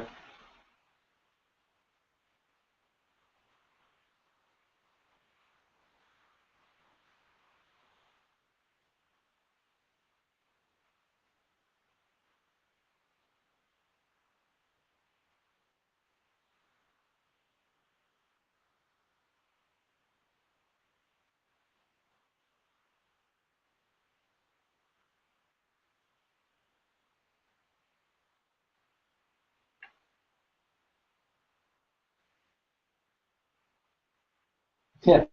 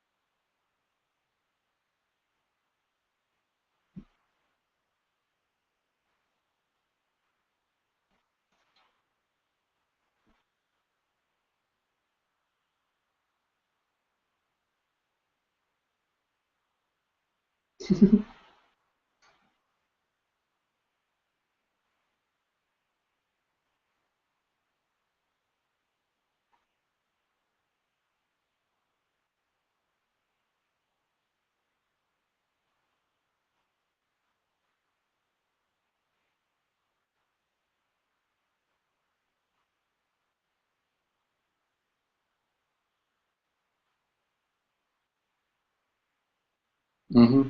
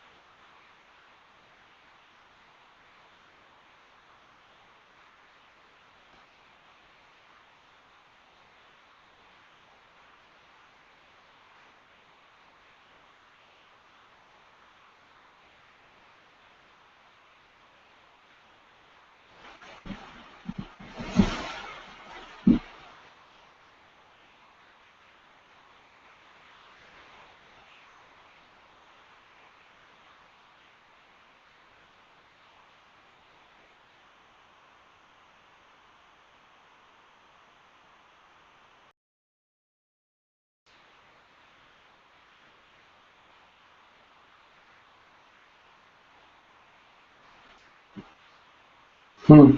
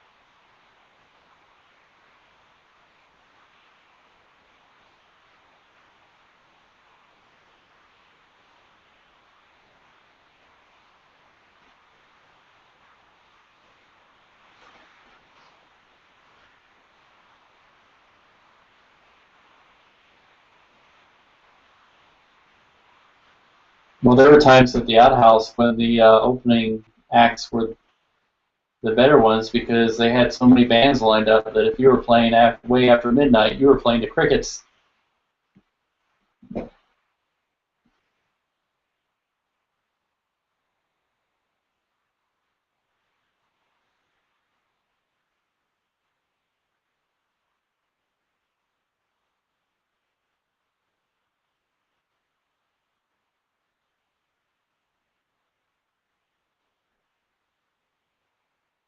Oops. Looks like we're having technical. Oh, there we go.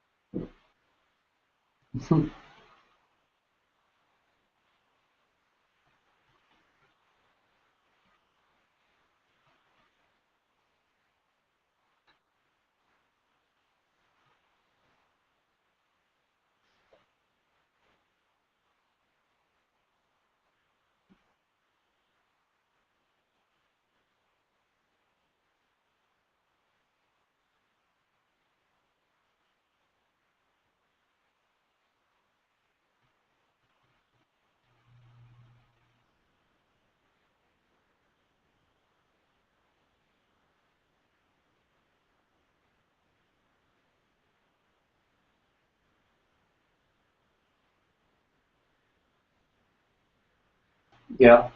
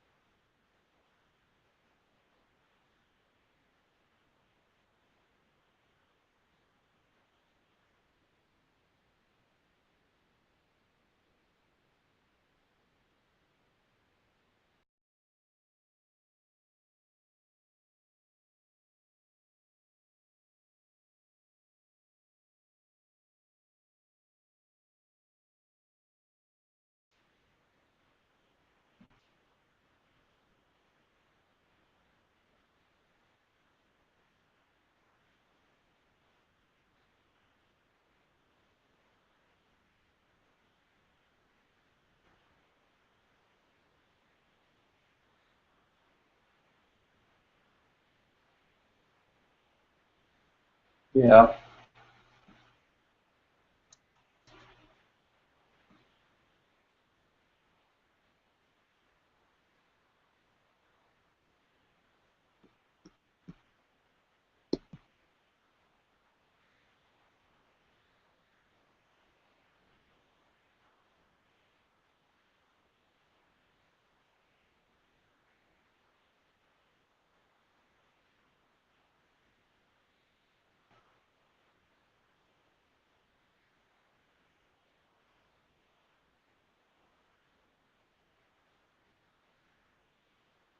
Hmm.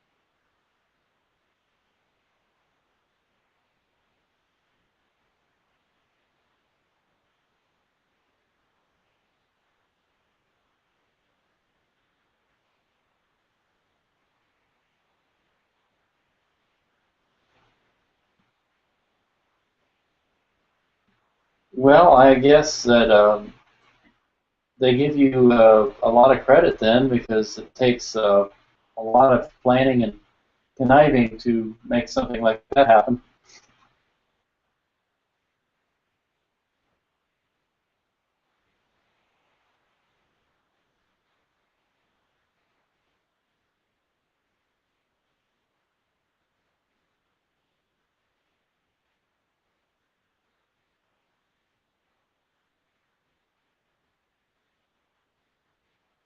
Yeah, that would be true.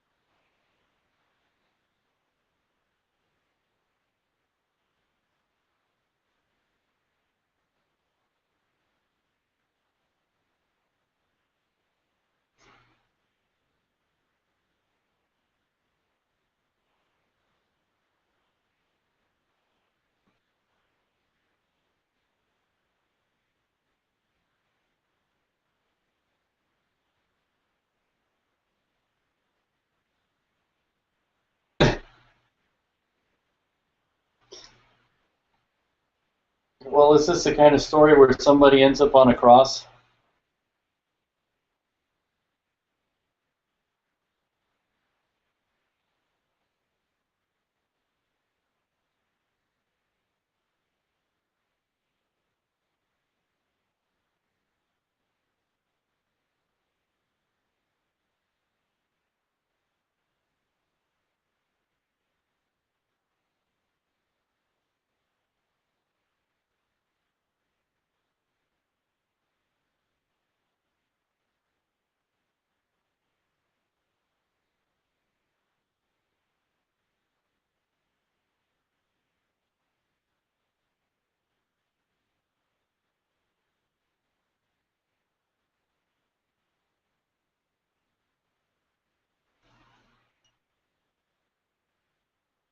Yeah.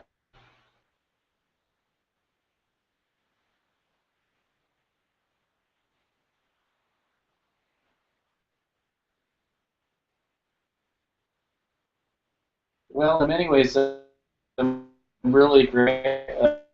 Uh, in many ways, I'm really grateful to that for a bit of my education because sort of the way that I'm coming to my philosophies on life is by observing a lot of these other people.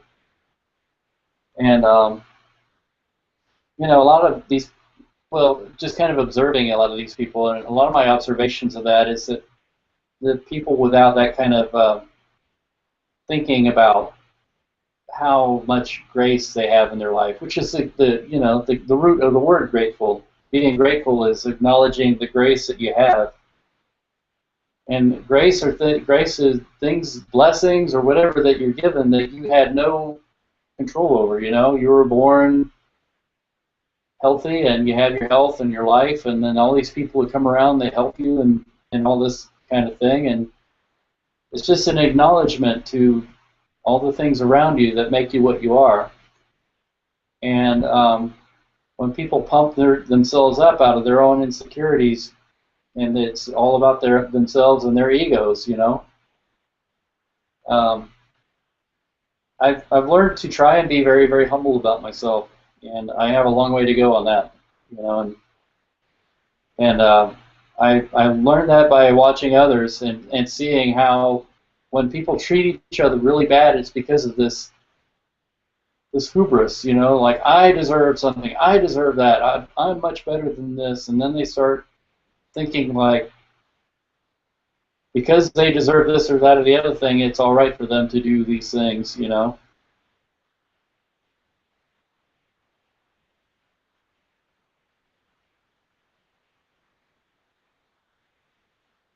Oh yeah, I think our whole country has gotten this disease.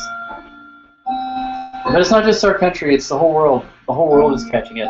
Actually, we were watching a really good documentary last night. Speaking of documentaries, it's called I Am.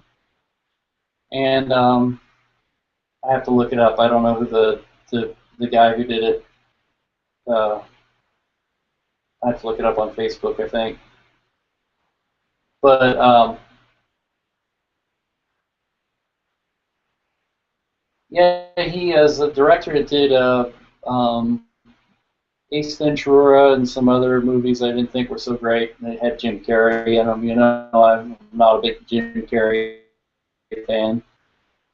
But the director said that he had millions of dollars and he had mansions and all this sort of stuff. And then he was riding his bike one day and he fell off his bike and had an accident and had a really bad concussion.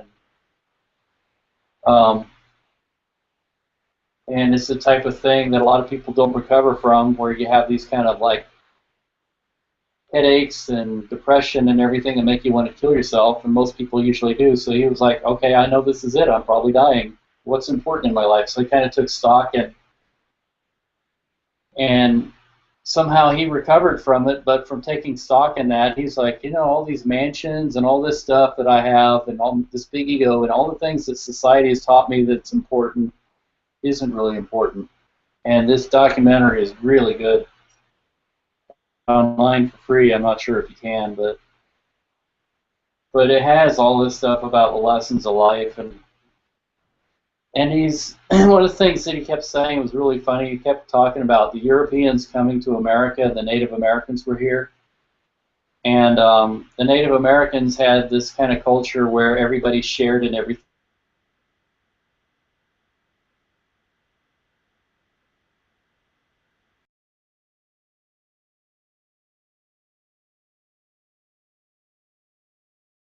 That is mentally ill. And then it made a point of saying, if you look at nature, the natural order of things, nothing in nature takes more than it needs. If a lion hunts, it'll take one antelope. If this giant sequoia tree will only take the nutrients it needs to grow. No.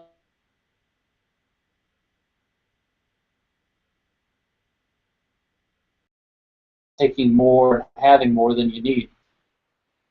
And he said, but the only thing in nature that exists that takes more than it needs is called cancer. And I was like, yep, that's a good point. But, of course, when we say this kind of thing, we think this way, you know what we are? We're socialists.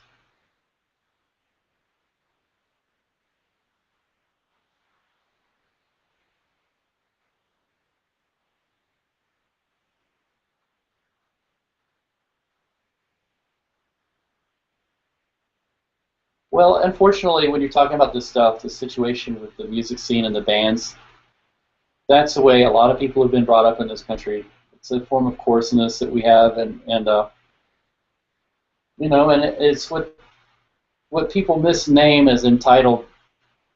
People are entitled in their thinking that they deserve it, but it's not really entitled. It's not an entitlement because an entitlement is something that you really deserve. Like, for instance, an entitlement might be that you were promised that if you went to war, you could go to the VA and get medical treatment, things like that for free. That's an entitlement. It's something you've earned. It's something you deserve.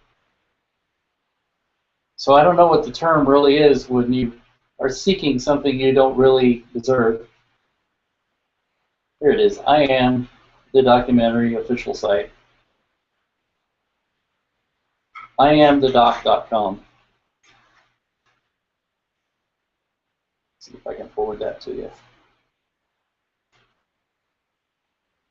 Oops.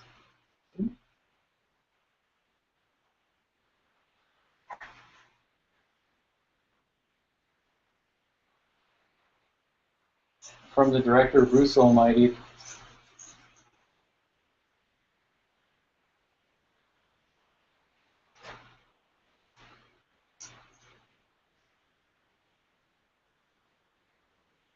Yeah.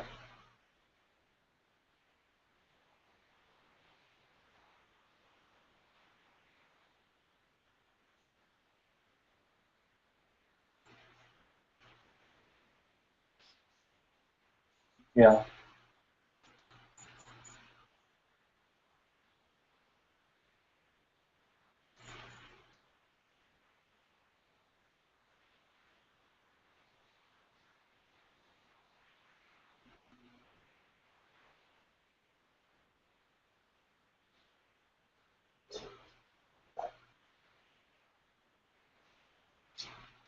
Yeah. Yeah, you really should. You really should, if you can, watch this documentary because it says a lot about that too. Um, the guy's name is Tom Shadyac. Probably said it wrong. He was the director of Bruce Almighty, Nutty Professor, Ace Ventura. His father is the founder. And his father, oh yeah, Sienna's telling me his father is the founder of St. Jude's Center for Children, which treats children with cancer for free. He and Danny Thomas started that. And this, the little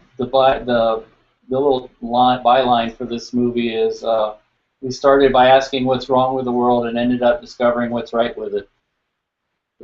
And I think this documentary, more than anything, you know, we hear another thing that's really common in the music scene that we've been a part of is a lot of people like to say, I'm an atheist, or I don't believe, or I'm agnostic, which I think is a funny word. And this documentary here, when I watched it, I was like, you know what?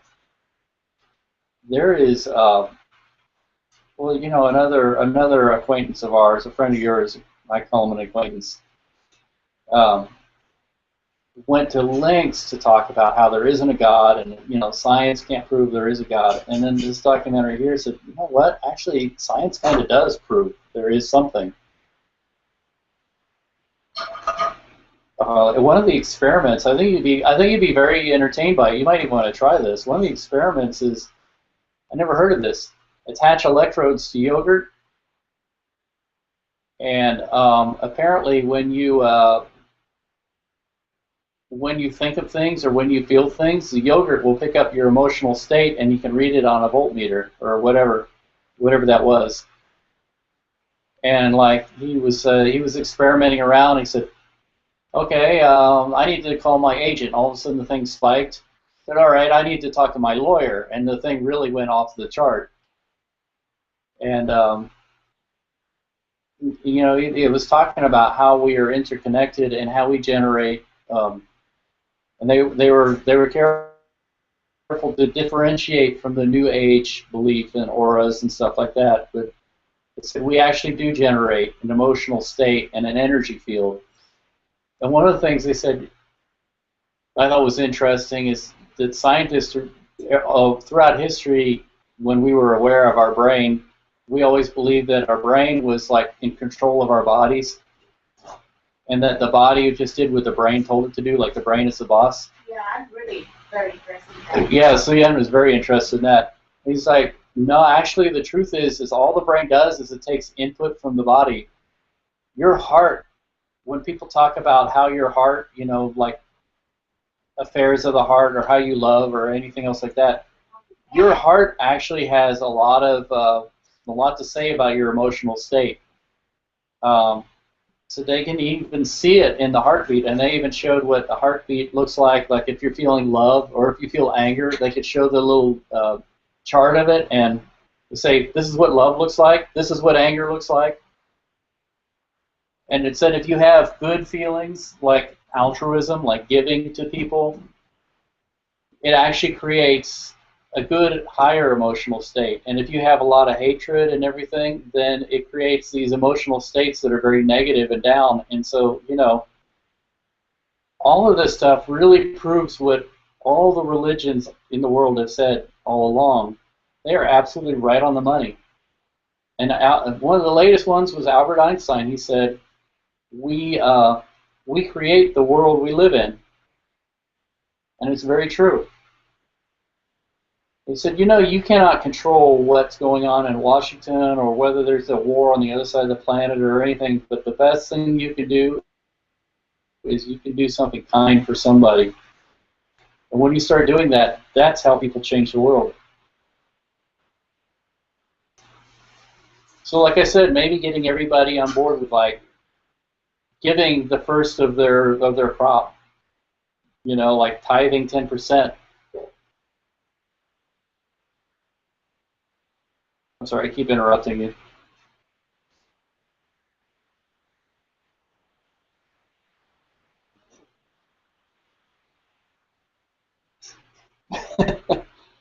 And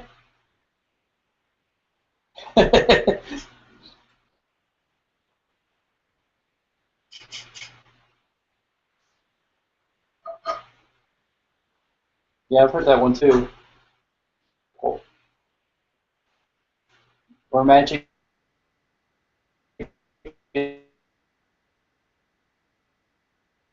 is only unexplained science.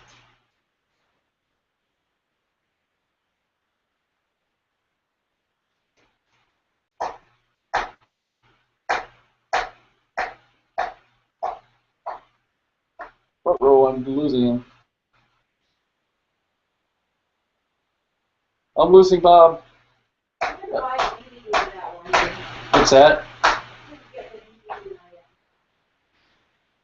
I know. I lost Bob. It's leaving a hole in my screen here. You can see what's behind the curtain here. Looks like a big pile of junk. Oh, there he is.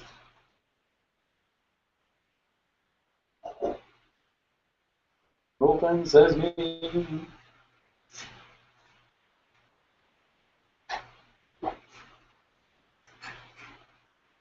Are you there?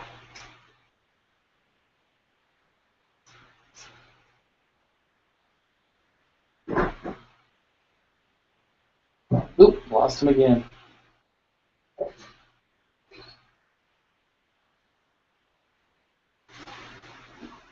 Technology. What's that?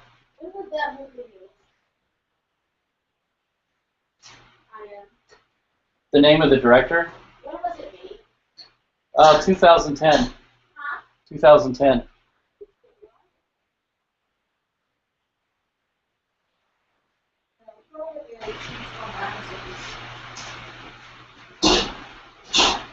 Oh.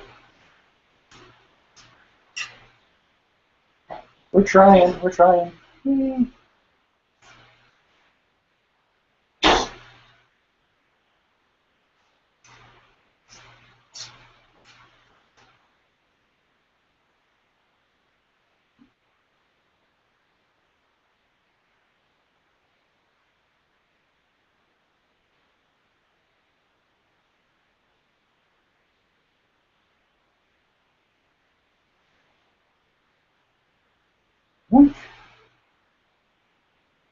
Looks like that might be the end of our show.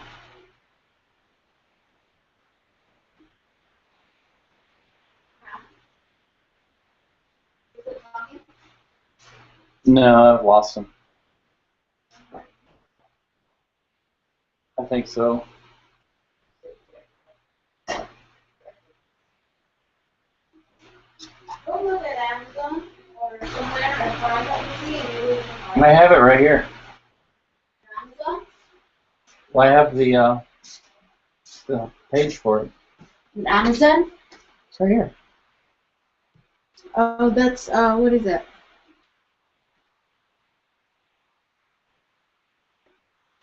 Well, it had an Amazon address on it.